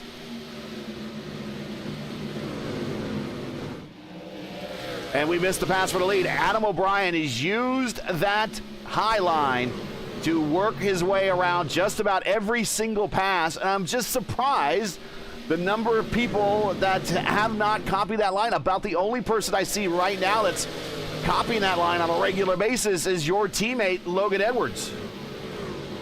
Yeah, and it's just a situation of, you know, maybe some drivers are just thinking about tires right now. We still have nearly 70 laps to go here in this race. If we go green to the end, well, if you're going to run that highlight that entire time, well, you're just going to end up killing the tires. We now see Ryan O'Donoghue perfectly copying that line through 3 and 4 on our leader, Adam O'Brien, and he looks like he's just perfectly mimicking what Adam is doing right in front of him. So maybe Ryan's trying a new thing. We've seen him rock the bottom for the majority of the night. And it looks like second he tries that high line, it looks like he's got more pace here. But he's got to think about the tires. The more you run that high line, the more you're going to wear tires. Now Kendall Paul's introduced to the picture. Ryan O'Donoghue goes to the inside. Not able to clear him on the exit. They go side by side on the front straightaway. Ryan O'Donoghue on the inside. He might get him here, but Adam O'Brien's got the run on the high side coming through 2. They're still side by side for about 2 laps here. And finally, Ryan O'Donoghue gets a position for the lead here. Notice that Ryan was not as low as before. He's actually moved his truck about a half a lane off the bottom.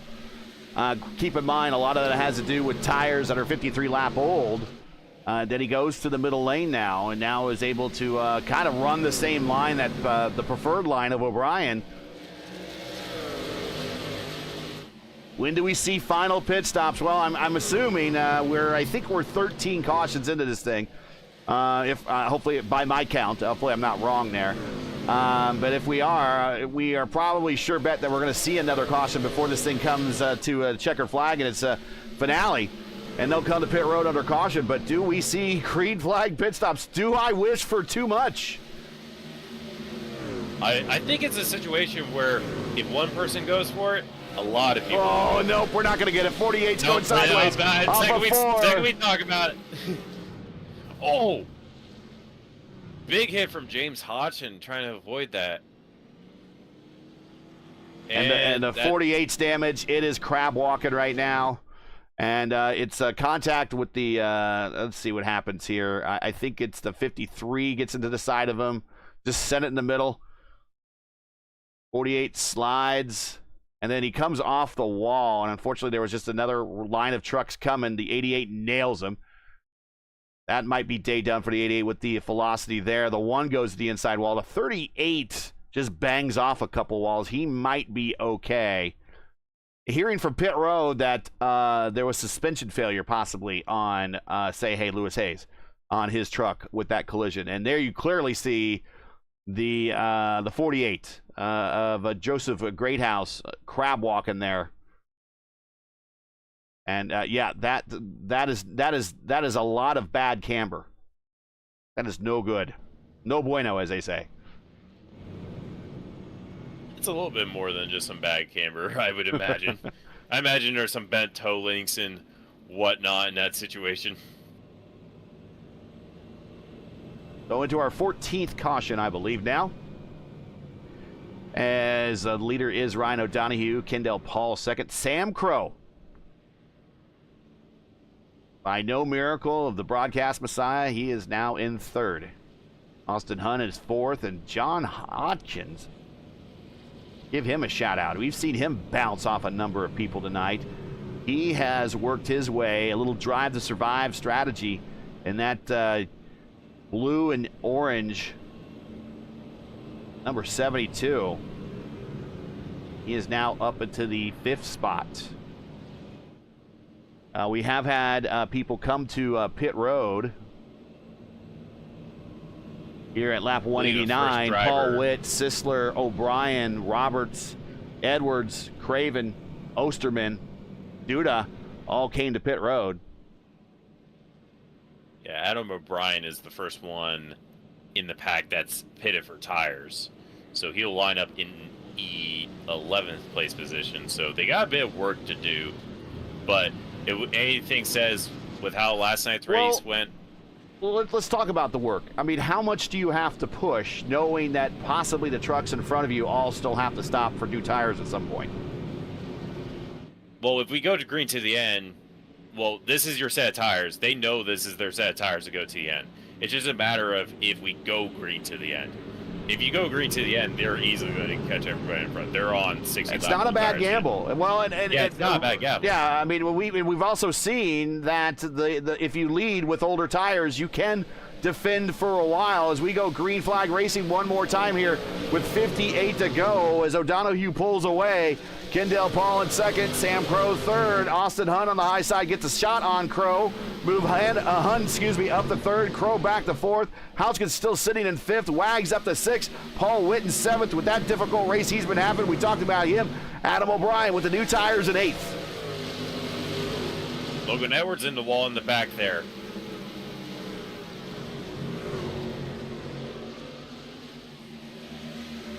Looks like he had a bit of help from Matt Scissor, but he's able to continue a bit forward here. Adam O'Brien trying to work that 7th place position on the inside. He's got Matt Wagner's as a block, though. Matt Wagner's on the older tires is going to have Paul Witt on the high side. O'Brien hitting the wall hard there off turn number 4.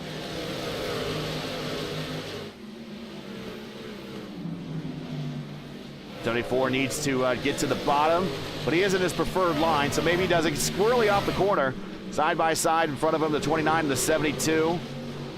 Now we can go to the bottom, get around the 72. 72 is on, let's see, 23 lap old tires. Not as worn. Oh, car sideways off the corner. That's a 53 of Osterman. And we are cautioned once again in a single truck incident for the 15th time today.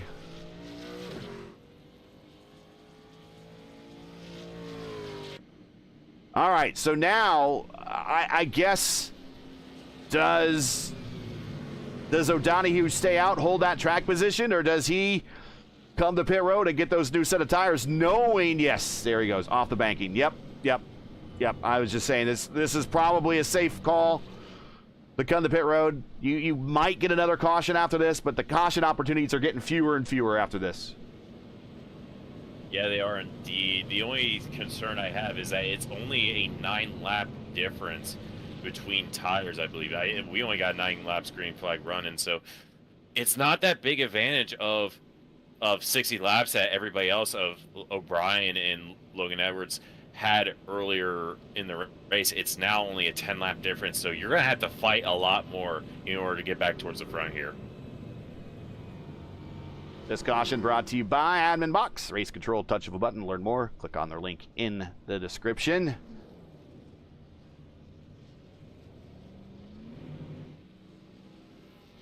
But Austin Hun now stayed out, so he will pick up some track position. I think he is gambling that there might be some more caution. He pitted last on lap 173. He has 26 old lap tires. In fact, those are the oldest set of tires out there besides David Dunwoody, who pitted at lap 172. He has 27 lap old tires. So they are gambling on track position. That is a mighty big gamble here in Thunder Valley.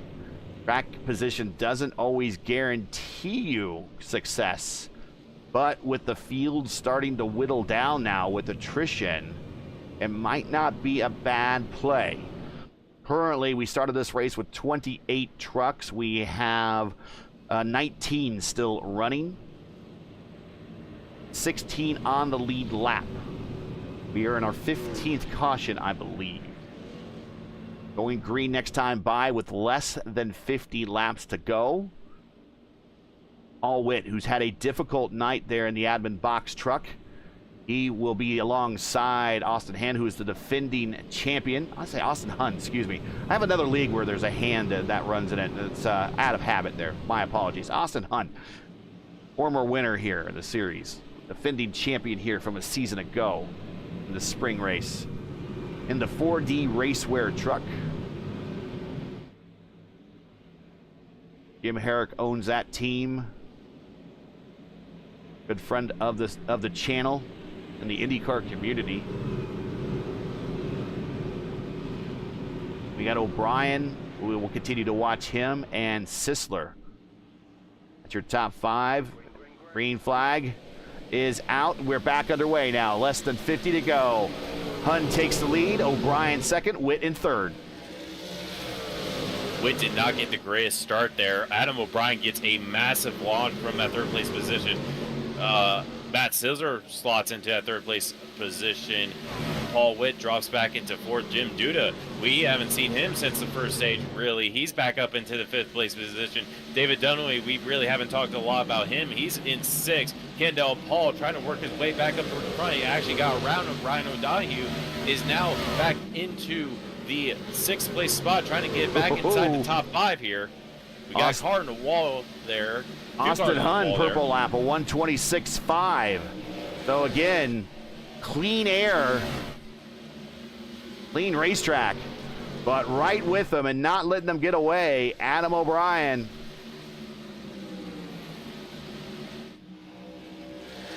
Yeah, Adam's currently got, seems like he's setting the tone right now. He's pushing Austin Hunt to the limit, and we are just outside 40 laps to go. This is where you kind of transition from, okay, go from tire save mode to full push mode. These tires don't wear as quickly as the Grand National cars did last night, so they are able to push a little bit harder, a little bit earlier into their stints here, but they got to keep it clean here. That's the number one thing here, especially in the late running here at Bristol. This is Adam O'Brien's 15th start here in the series. He does have 1 career win. He has 4 top 5s and 6 top 10s. Kendall Paul, purple lap, 126.5. He joins the battle now. 42, now 41 to go. O'Brien sends it to the inside of Hun. Hun in his 44th career start, 5 career wins.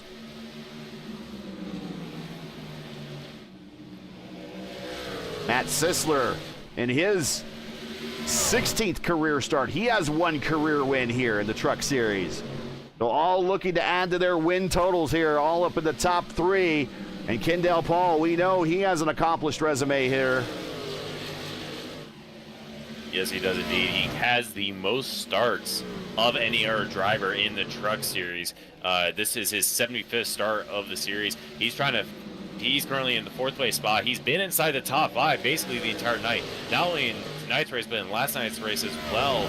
He really desperately wants to get a win here, especially considering he's got Ryan O'Donoghue on his tail, and this will desperately help his championship run here. Sisler to the inside of Hun for position. This is for the second step.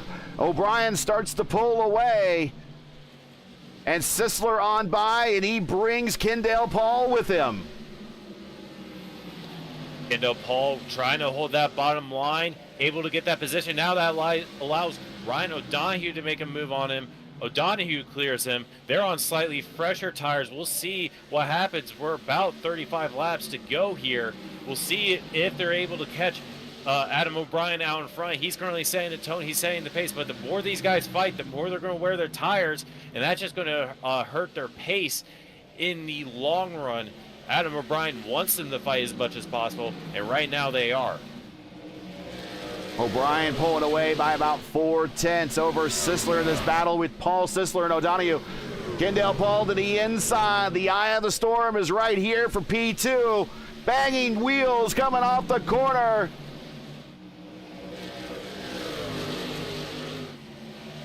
Banging wheels again off the corner.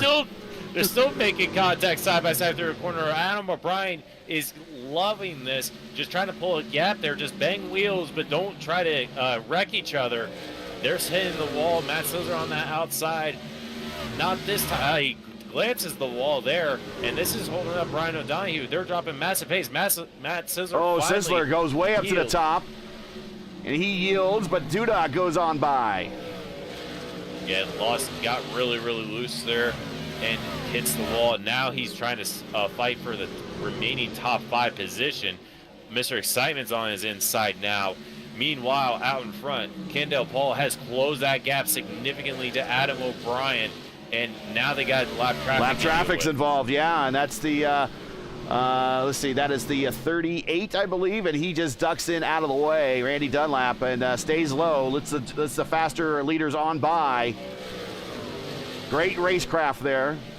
Excellent etiquette. But here's Ryan O'Donoghue. He is to the tailgate of Kendall Paul. A whole group of 3 now together. Kendall Paul on 22-lap-old tires. O'Donoghue on 22-lap-old tires. Adam O'Brien on 32-lap-old tires. Yeah, Adam's currently holding that high line, and he's trying to just carry as much speed as he can through the corners and not allow Kendall to. Oh, and he just goes up to the top. He slides up to the top, but he has the momentum. Yeah, you're right.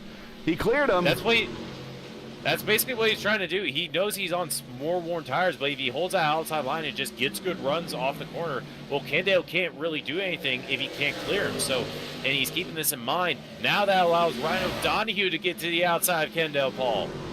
And now Kendall's going to have to worry about O'Donoghue getting the position, just following through the leader on the high side. And this is what we're talking about. The older tires up front, it's not very easy to pass, especially if you go to the higher line. All that momentum built up on the high side. But this is the best run Kendall Paul has had, but he has Ryan O'Donoghue right on his outside. A lot of the counter steer. Look at those hands move for Kendall Paul to try to keep that truck underneath him. Side by side through the corner, but off the corner. The advantage goes back to O'Brien, but through the corner, the advantage goes back to Paul. Paul off the corner leads, but down the straightaway and at the line is O'Brien. And O'Brien, a little bit of contact. They still got 20 laps to go. They're fighting like it's the last 5 laps. Adam O'Brien still managing to hold that lead. He's just able to get so much better run, and they go nearly 3 wide off the corner. Yeah. Ryan O'Donoghue to the inside. Oh, and they touch, and Kendall Paul lifts out of lifts off the pedal and allows O'Brien to recover. But all the while, O'Donoghue full head of steam. He moves on by. A little bit of a chrome horn here from O'Brien into the back bumper of O'Donoghue. Moves him back up. Kendall Paul now to the outside. This is a reverse effect. Let's see how it works for Kendall on the outside here. and he's able to get that second place position back, I guess. Ryan O'Donoghue slots into the first place position. They got lap traffic in front. That is Donald Green in front of them. He's had a bit of a rough day. He'll just need to hold his line, be predictable. He does that. He goes up actually into the wall. He holds up Adam O'Brien a little bit. Doesn't do anything wrong. Just an unfortunate circumstance for Adam there. Now, Ryan O'Donoghue is setting the pace here to, in these last 20 laps. He's pulled away from Kendall just a little bit. He still has to deal with lap traffic. Is right in front of him. David Dunwoody and Randy Dunlap are going to go side by side for a top 15 position. We'll see how Ryan's able to navigate this lap. Right in front of him. Yeah, they're battling for a top 15 right in front of the leader. I mean, they're not obliged to get out of the way, but the 38 goes to the high side. Dunwoody stays low. O'Donoghue. Wow, 38 had no place to go there. We got close there for a minute. I think that was very close. That's what you were. That's what. Let's go back and watch that. That's what you were reacting to as we were watching O'Donoghue make his way around Dunwoody, but he goes to the bottom right in front. Yeah, I don't know. Kendall had to check up, and wow, if there was the slightest of all kisses there, barely.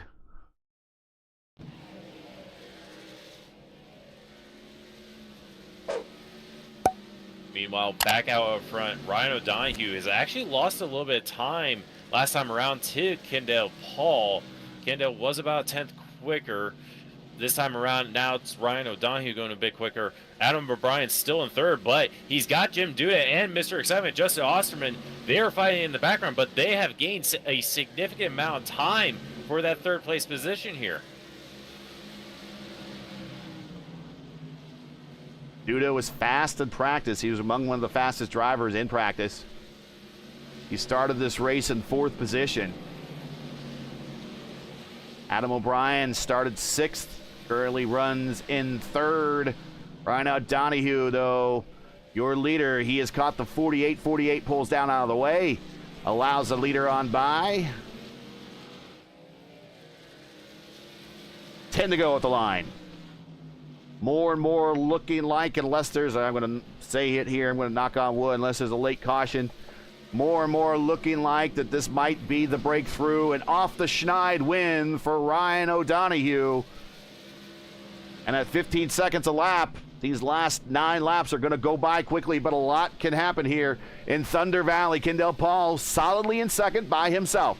Adam O'Brien now starts to pull away from Jim Duda to solidify the 3rd step of the podium. If nothing happens, that's how this race is going to finish more than likely. Osterman and Duda still in striking distance of one another. 8 to go. Ryan O'Donoghue, leader, the car, car, the 38 gets out of the way.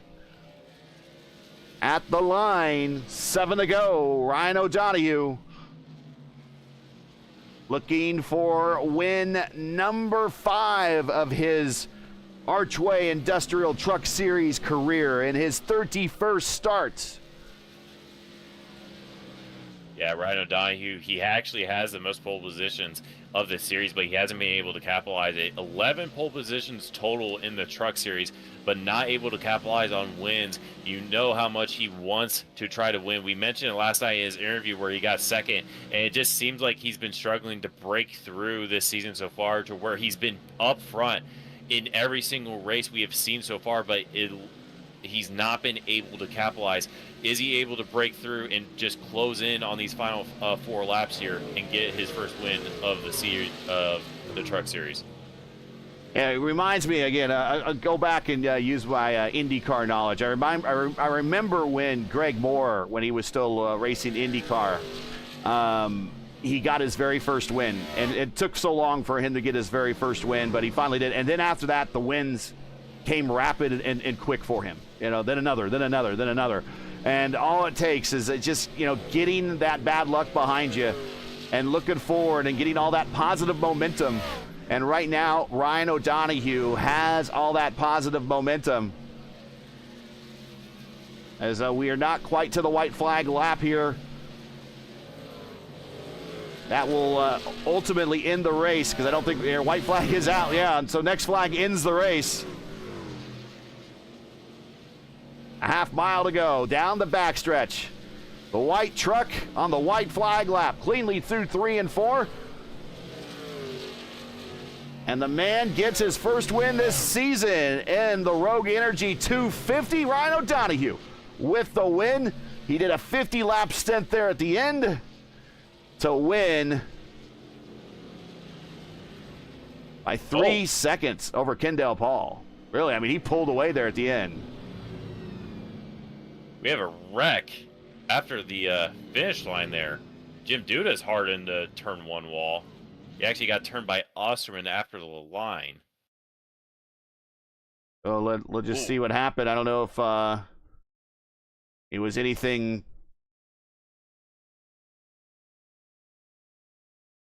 nefarious or might have been just Little Robbins racing. I think it was a Little Robbins racing to coin the phrase from Days of Thunder. We'll watch this here again. It just seemed like a Little Robbins racing incident. Just hard. They were racing hard to the line to the very end. Yep, and to the bitter end there.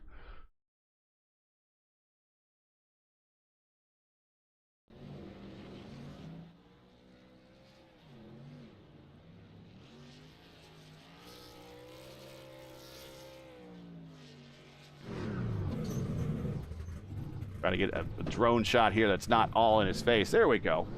All right.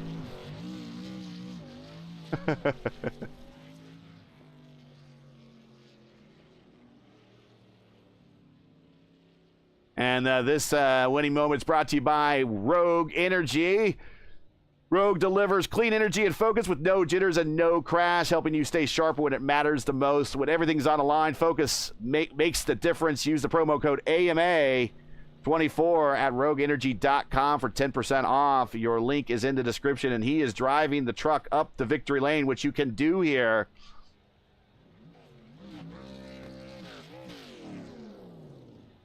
I don't get a lot of good angles on victory lane here, so we'll just do the best we can here, as not a lot of people have gathered there yet, but they will virtually gather, I'm sure. And let's get into tonight's final results here from the Rogue Energy 250.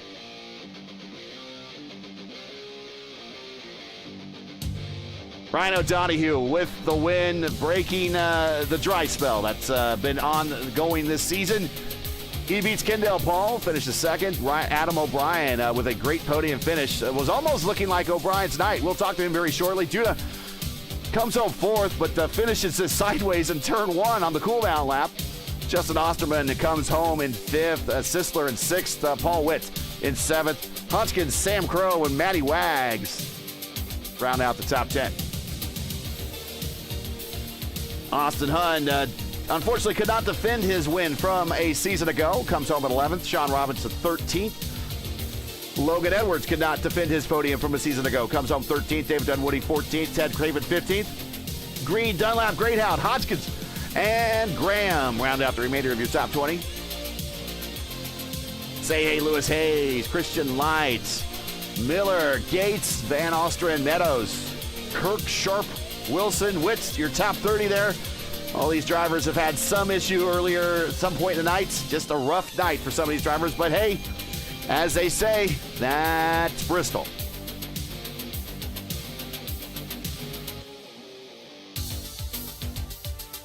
So I want to get back to the first page here.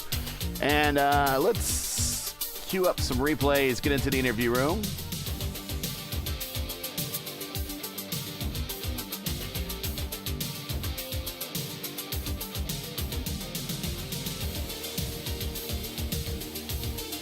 This is a good one right here. We'll just start here.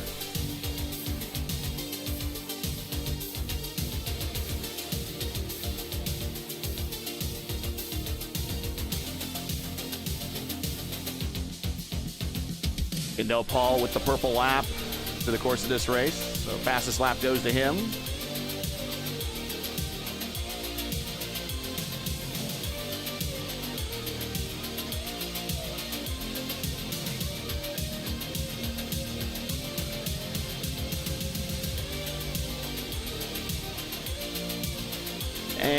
and we will bring in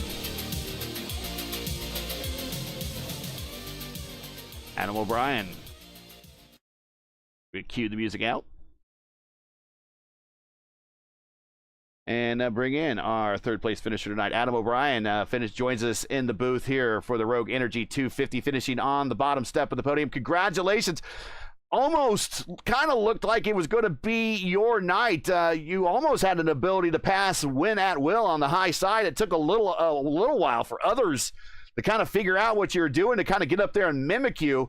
But until they did, you kind of controlled the top line and passed at will and brought her home at third, but at times leading this race and looking pretty strong, including actually staying out with a little tire strategy there at the in the first stage. Talk about your race. I mean, it was really good. I mean, I figured I'd try to gamble just to see if I could hold on for an extra stage, which didn't work out in my favor. I should have took the tires. But it did save a set, so I was hoping and praying there with at least 20 to go to get a caution, put some fresh tires on, have the newer tires than anybody else to have a better chance of running down O'Donoghue and especially Kendall. They're both very fast cars in this league, and I've raced O'Donoghue and Kendall for a while now, and they're hard to beat. Go ahead, Caleb. If Caleb can, there he is. I'm trying to think of a question on the spot real quick. I wanted to ask about you being on the high side and whether or not you could have held Kendall and O'Donoghue to their own. We did mention like they were battling with Scissor quite hard, and if you were going to go 20 to go, if you were able to make that high line work for the last 20 laps, it seemed like a bit of a stretch, but did you think that was even possible with the situation of just holding that high line as long as possible, or did you think it was just eventually going to fold? I was hoping. I mean, I definitely felt I was a lot faster, especially on newer tires on the high side compared to everybody else that was a little bit looser. I know the bottom side was really good though, especially for Kendall and Ryan. They were able to work that very well, even on older tires. So it would have been a very, very hard stretch to catch up to those two. But I feel like we could have stayed within the top three, even with putting a new set on. Well, we'll go ahead and let you celebrate this one out. This is, let's see, your stat line now in your season or your career here in the Archway Industrial Truck Series. You have it's your 15th start. Still got that one win, but now we're up to 5 top 5s and 7 top 10s. Pretty good performance. Now we got a couple weeks off, headed to Texas. Any shout outs? Friends, family, sponsors, anyone you want to say hi to before we let you go? Yeah, definitely got to thank Andy at Black Magic. I mean, he does amazing raps. I mean, I got to get a rap from him. I just made one quick with the banner. Definitely got to thank G2 Fab. They are a great group of people. Kathy Green and Geezer Finelli. They do the bodies for my race car that I have in real life. They do fantastic work. I could definitely got to thank Kendall and everybody that puts on these events. Very, very good events. I mean, very, very stout competition. I mean, they're very hard to beat. Definitely got to thank you guys for broadcasting and just enjoying it. Well, congratulations on the P3. Enjoy the time off, and we'll see you when we get to the Lone Star State here in a couple of weeks. Thank you so much. All right, points have been updated. Ryan O'Donoghue, we will talk to him momentarily on the win. He is now your points leader. And hey, your teammate, Logan Edwards, who is known for, I know him mainly for being an IndyCar, but showing a lot of diversity here. I already know he can win on ovals. He can win on road courses in IndyCar, and now he's showing a lot of consistency here in the Archway Industrial Truck Series. He is second in the points, only 13 behind the points lead. And granted, you know, things are handled differently here in the trucks, where we're going to go to a playoffs and, you know, do the gimmicky stuff at the end of the season. Still, you got to get yourself in a position to get there, and he's got himself in a position. He is now second in the points, 13 behind here in the regular season. Yeah, and you know, he's a trick of all trades. He basically will do any car in the service. I mean, we did NEC even though it didn't go exactly to plan. We did the NEC and the GT4, the Nürburgring Endurance Challenge. He does the IRO1 races, the SOF there. He does a lot of the SOFs that we do throughout the as what I like to call the Jacob Collins special, to where he just does every SOF he can. He does occasionally the IMSA race, the long endurance races, and now he seems still like a new kid on the block in the AMA series, but he has been very consistent. He's been with these top 5 results that he's been getting. Wasn't able to get one tonight.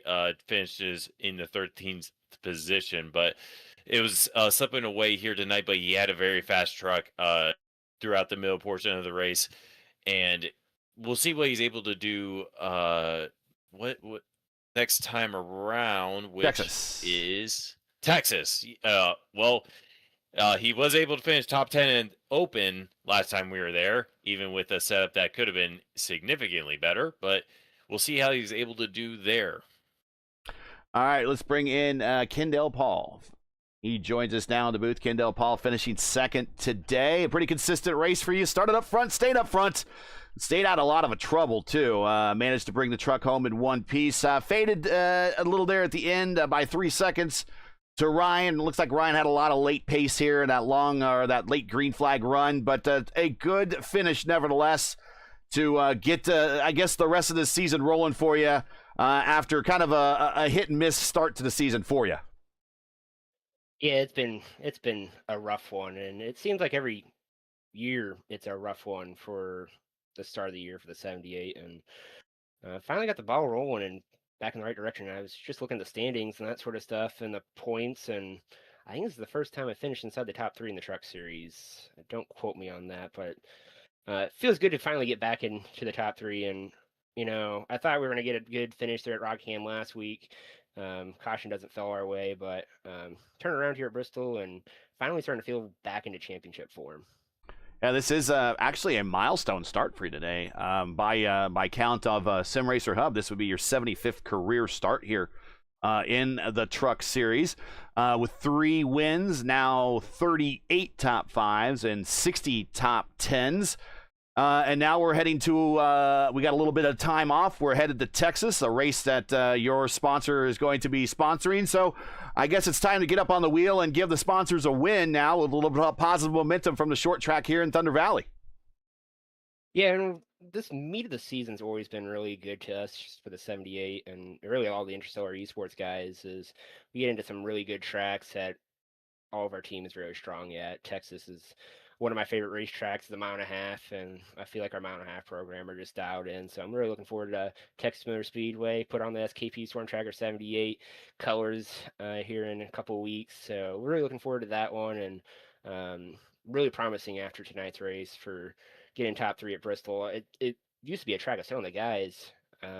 First season, I used to hate Bristol, hated coming here, never really got it, was always destroyed or something, bring the car in multiple different pieces, and I don't know if it just becomes between the updates and something, or if Bristol's finally just sort of clicking. It kind of honestly seems that ever since I went to Bristol in person last year or 2 years ago, things started to click. So I'm wondering, seeing it in person helps it click or not. But yeah, I'm really looking forward to the rest of the schedule here. Caleb, any questions for Kendall, and then follow him up with any shout-outs you might have? The only thing I got is just talk about that final battle you had there with Adam and Ryan, to where it seemed like I believe it was about 20 laps. You and Adam were side by side. Adam on the high side, you on the low side. Was there anything? Do you feel like you could have gotten a run there on the bottom, or was it pretty much him holding the high side was just going to prevail throughout the duration of you guys just going side by side for that long?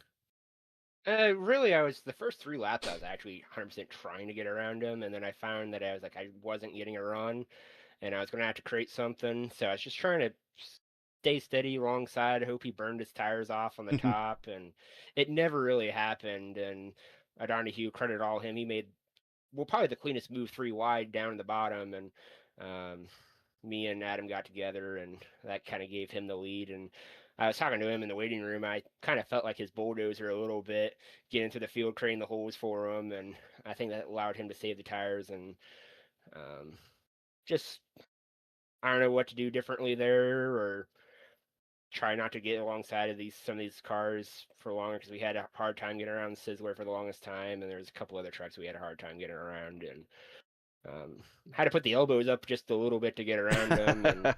And, but yeah, it's one of those things. I think I don't know if I ended up burning my tires off trying to stay alongside him or not, but I'm glad that Ryan got the win. He deserved it, and he definitely got it tonight.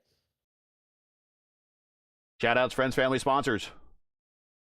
Yeah, so like I always do, I got to thank Archway Industrial Coatings, Sean Mott and Jason Southard, all those guys with Archway, and have affiliation with Archway. Can't thank them enough. They've really helped out the league and kept us moving forward, and they've been so well to us. Like I've said a million times, they will let us do what we need to do, and they're always there for us. And then, of course, the new premier sponsor of the American Motorsports Association, Outland Customers, and Randy Dunlap. I got to thank him so much. These companies don't have to sponsor us. They are maybe not getting what they need. Well, maybe not getting the traffic that they 100% deserve, but definitely with the broadcast numbers, I've been blown away this year.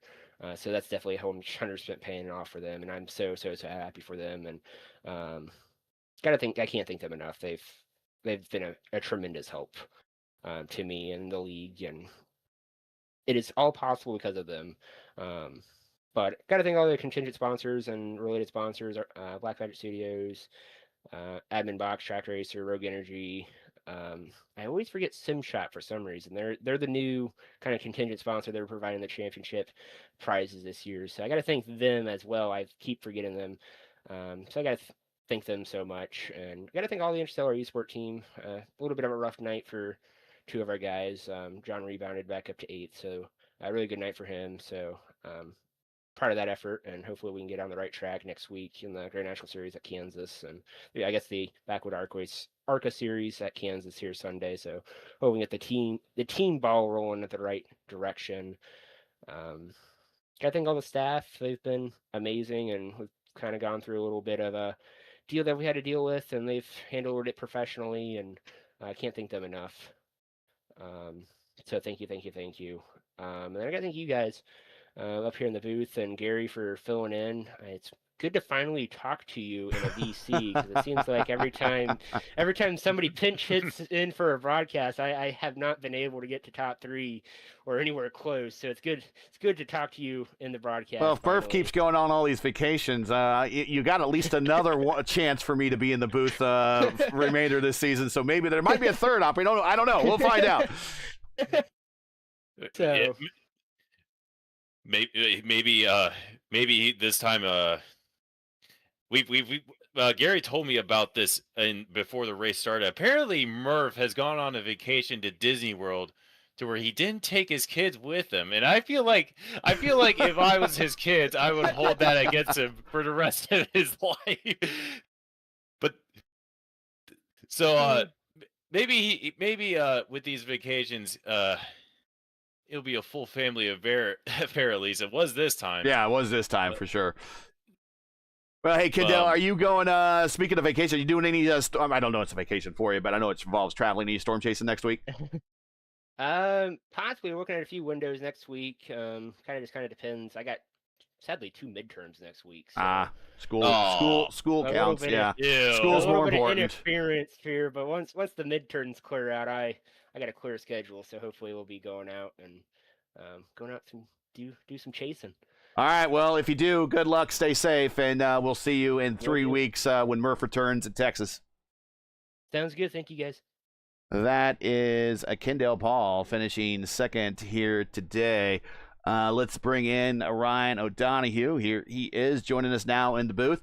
Is Ryan O. Ryan, not only getting the win here and getting off the schneid this season to get your first win this season and 5th career win in the Truck Series, But now you're also the points leader. But, it's different. I come from a racing background. The points are really, really important, and they really matter. And so I always build a lot of drama around the points. Here, points, not so much. You just have to get into the playoffs. But still, you're getting yourself in a good position and getting on a roll at a good time to maybe hit the playoffs later in this season with, I got the win out of the way. I don't have to worry about that. I've got any bad luck out of the way. I don't have to worry about that. And just focusing on winning the championship and getting this first win this season has to be a big weight off your shoulders. Yeah, it sure is. It came a little later in the year last year. Caleb and I were talking about that last night. Yeah, he asked what it was going to take to get back in victory lane, and we figured something out earlier today in practice with my wheel settings and what was kind of bugging me about this truck. So I don't know if that was it or I felt like that meme. He was flying tonight. I was just in a rhythm. We had a couple good long green flag runs, and we were able to kind of settle in and find the right line at the right time. And we got lucky. We didn't get a yellow. We didn't save a set of tires there like a couple guys did, and we were just praying that it stayed green. I was talking to Sam in our team chat saying, my number is going to be 50. And the yellow was with exactly 50 to go. So it was time to come take him and see what happened. So I think we had the speed to do it. Throughout the night, we were really good in a long run. It surprised me because I raced in their league earlier this week, and I just had nothing for him on a long run. I was still fighting the thing, but maybe something I changed tonight helped. I'm not sure. I was locked in all night. I felt fast. I felt racy, and yeah, really happy to get the win here. Yeah, down at night, 160 laps led out of 250. Caleb, I know you talked to him before the race, and I'm sure you got some questions for him, so go right ahead. Well, there's only one question I give to race winners, especially if it's first time in the AMA this season. I don't believe I asked you the chicken wing question. Have you? Have I? No, you have not. All right. Well, go ahead and give your favorite chicken wing flavor there, Ryan. I'm the classic hot buffalo guy, but I was just thinking you might ask me that, and I was thinking of the Daytona dry rub there from Hooters. Yes, I haven't had those in a while, and that's one of the good ones. I've only had that once, and it's still one of the best flavors of chicken wing I've had in a long while. And I'm like, man, there's none of those around me. I have to go out of my way if I really want to get one of those again. But I like a good classic garlic parm too. There's a fellow that runs a food truck down here in town every Wednesday, and I go get a wood-fired pizza and wood-fired wings from him. He's got a really good garlic parm going. So I mentioned him too. Babadoo's Pizza. All right, well, I'm hungry now. Shout outs, friends, family, sponsors. New points leader off the schneid got the win, 5th career win in the series, first win this season. It's all looking rhino right now. Shout outs, friends, family, sponsors. Anyone want to say hi to before we send you guys off to Texas? Yeah, girlfriend was watching here tonight behind me. Glad she was here for a win in person. She always puts up with this nonsense. So it's nice, a very wise man to thank her. You're a very smart man. DVD Motorsports, all my guys. I know Lewis had another tough night. We're going to get him across the line here on a podium here so we can talk to him and ask him chicken wing flavors. But that's Sam and Greg for the win yesterday. Rigney, Rick Fallis. These guys are awesome. I'm blessed they brought me on board and doing it all for John Van Brillis. And like I said last night, racing with these guys and talking to them, a couple times a week and doing practices together. I'm starting to feel like I know John, and I finally get to dedicate a win to him. I've been on the podium a couple times, but this one was emotional there even for me coming, hoping we didn't get a yellow. I'm just saying, please stay green, get to pull in a victory lane here and all the cool stuff that comes with Bristol. And his brother Charles, I think he's having some health issues, but I hope he was watching this one. And yeah, everybody else, Mass Surgical Supply on a car, Heatwave Visual, ADK Karting, SimMagic, SimShop, AMA, Kendall, all the admins, they run a great show here, and um, just just so much fun racing with these guys. Like I raced with Kendall there. We were putting on a show. I think it felt like it from the seat. I'm still sweating because I forgot to take my sweatshirt off before the race. Yeah, you're stuck with it there, yeah, for sure. Yeah, Yeah, I did that mistake at the expo when we were at Road America. We just finished up Barber. We go to Road America, and I forgot to take. I had my sweatshirt on the pace line. Like, I'm already sweating, and I quickly yank it off right before we went green. So, yeah, good thing I was quick tonight, or it would have been miserable. But yeah, it was good. And then all AMA's sponsors, they got Archway Industrial Coatings, Outland Custom Arms, Black Magic Studios, Track Racer, Rogue Energy, Yapin Box, and it's good to talk to you again, Gary. I think I got you a couple times last year when you filled in for Mark and Caleb. As always, you guys are doing an awesome job, and I hope everybody enjoyed watching. I'm doing my best, man. I don't do a lot of races at Bristol, so I'm glad I just got this one behind me. Well, congratulations. You did much better on the racetrack with the win tonight. We'll see you in a couple weeks when we get to Texas. But until then, even though we got playoffs, you're the points leader going into the next round. Hey, thank you, guys. Take care. And I do want to shout out, and I see Sean Roberts in chat. But in the spirit of Luis Gonzalez Nunez, one of my partners that I broadcast with a couple times during the week, he always has a Driver of the Race award. Typically, it goes to the driver that finishes with the most positions gained in the race that doesn't finish on the podium. In this case, the 72 of John Houchkins, again, if I'm butchering his name, I apologize, John. He finished 8th with 12 spots gained. And Sean Roberts, even though he just missed on a top 10 there in 12th, he also had 12 spots gained. He started 24th and finished 12th, and John started 20th and finished 8th. So want to give some shout-outs to those guys who had to work a little extra and pass a lot more than the average person to get to where they finished. Those are the, I would guess, your in spirit, you Luis Gonzalez Nunez drivers of the race. For winning, for gaining the most positions here at the checkered flag. Well, Caleb, any final thoughts from you here at Bristol? We're done with Thunder Valley, at least for the spring. And then we head back to the intermediates at Texas, where the speeds will come up and definitely see a lot more side-by-side action.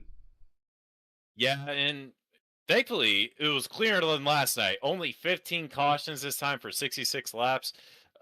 And we had really good racing there at the end there. We got really good racing last night in the Grand National race in the third stage. We got really, we were able to repeat that for tonight in stage number 3 with about 20 laps to go, with Ryan, Kendall, and Adam fighting for the lead there with about 20 laps to go. It kind of spread out a little bit towards the end as Ryan paced the field. But I really enjoyed it. We got really good side-by-side battles throughout the entirety of the race. May have been aided by a couple of restarts, but but other than that, there's only one other thing I gotta say is today is Gary Godso's birthday, and I'm sure this is not the most ideal way he wanted to spend it. Was a bit of a chaotic race at Bristol in the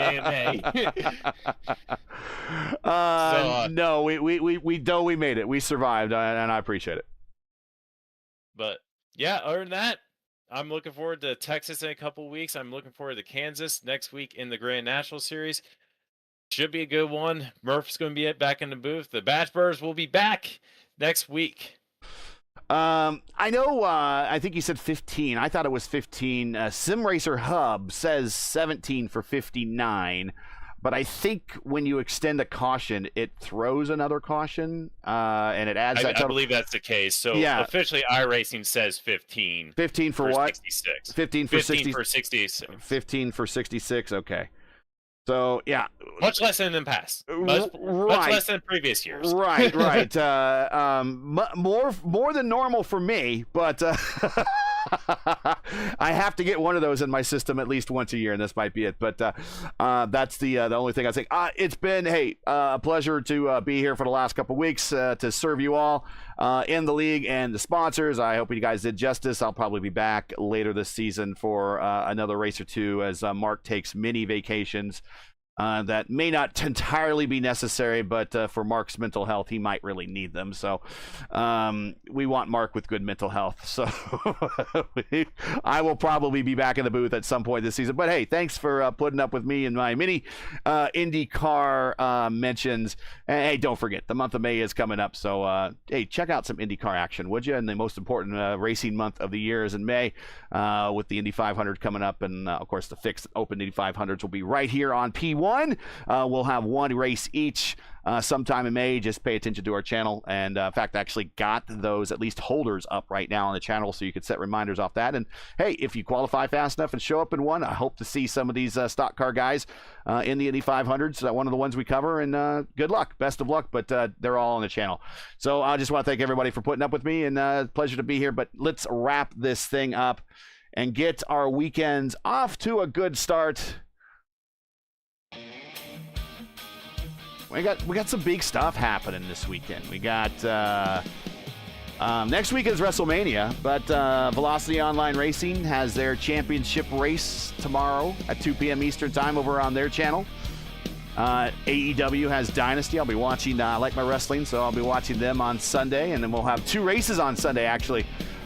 CIS will resume their season, round 6 at Homestead, 1 p.m. Eastern time, I think, and then Votive will be back. I don't know if you'll be in the lineup for that one, Caleb, but they'll be back round 6 at Homestead as well at 8 p.m.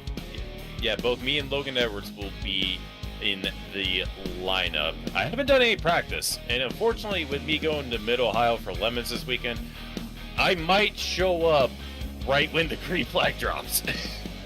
It's Homestead. I mean, you know it. You know, it's like riding a bike with an Indy car. Yeah. I don't know Homestead that well. That's the problem. Okay. Well, the thing is, like, I led a couple laps last time we had fixed there, and then I somehow found myself crashing into the back of Seb Alexander and taking Ty out in the process with that in the last lap. So I apparently don't know it too well, with that being said. All right, well, that's it for tonight. Once again, your podium here from Bristol. For the fourth running of the Rogue Energy 250, Ryan O'Donohue gets that first win of the season. Kendall Paul with a great second-place finish. And Adam O'Brien comes home in third. Join us again in 3 weeks for round 7 of the 2026 campaign as the team's drivers head to Texas Motor Speedway for the Be Weather Ready 250 presented by KSP Storm Tracker 78. Coverage begins around 8:20 p.m. Eastern time. Again, it's 8:20 p.m. Remember, as always, for correct time in your area, you can find everything right here at YouTube at youtube.com/@P1Broadcast. And remember, Murph will be back here in 3 weeks when we go live. Now, as you know, the YouTube algorithm game is not an easy one, so please help support P1 with the weekly grind. Leave a comment below. Let us know what you did on tonight's race and enjoyed tonight's coverage. Support us by smashing like in the video. If you're new, click subscribe, and while you're at it, hit the bell for weekly reminders so don't miss out on more P1's other iRacing programming, including our Monday night open wheel doubleheader. Race 1 starts at 8 p.m. Eastern time with the iRacing IndyCar Open Series Monday night top split. They'll be at Long Beach. And then race 2 is at 10 p.m. Eastern time with the iRacing Indy Next Road Series Monday night top split. They will be at Canadian Tire, or Mosport as I call it. But check us out on the channel Monday night. Promotional consideration paid for by the following. Tonight's fourth running of the Bristol 250 is sponsored by Rogue Energy. Clean energy, sharp focus, and no crash is exactly what you need when everything is on the line, because it comes down to thousandths of a second. Every reaction matters. Use promo code AMA24 at rogueenergy.com to get 10% off your next order. The American Motorsports Association Truck Series is sponsored by the Archway Archway Industrial Coatings. For years, Archway has been delivering epoxy and urethane floor solutions that stand the test of time, all the while meeting installation schedules and budgets without compromise. Committed to high-quality work at a competitive cost, Archway provides industrial, commercial, and retail flooring along with concrete repair solutions that you can rely on. When it needs to be done right and on time, Archway gets the job done. Archway Industrial Coatings. Get ready to floor it.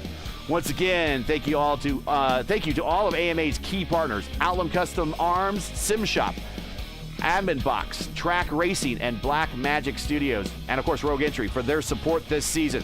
To learn more about these key partners and what you can do to support them best, please visit their links all in the description. Track cams for this race are provided by Whiplash Sim Cams. Get the most out of your iRacing experience with Whiplash Sim Cams. To learn more about Whiplash, like them on Facebook. You can follow on X and Instagram. All the links you need are in the description. For business inquiries, learn more about P1 and what we do. Like us on Facebook. You can follow us on X and Instagram. All of our social links are our link tree. You can check that out in the description. So, for the Bash Brothers, Mark and Caleb, everyone here at Archway, Outland, AMA, their partners, and here at P1, I'm Gary Gatto saying all good night and thanks for watching. And to all of our men and women serving in the military, especially those in the seas and skies of the Middle East. And hey, our astronauts returned home safely. How awesome is that? Godspeed, God bless, and come home safe. Catch us again 3 weeks. Texas Motor Speedway for the next race of the American Motorsports Association Archway Industrial Truck Series. Good night, everybody. Murph will be back for the next race, and I will see you all again when I return in July. Good night.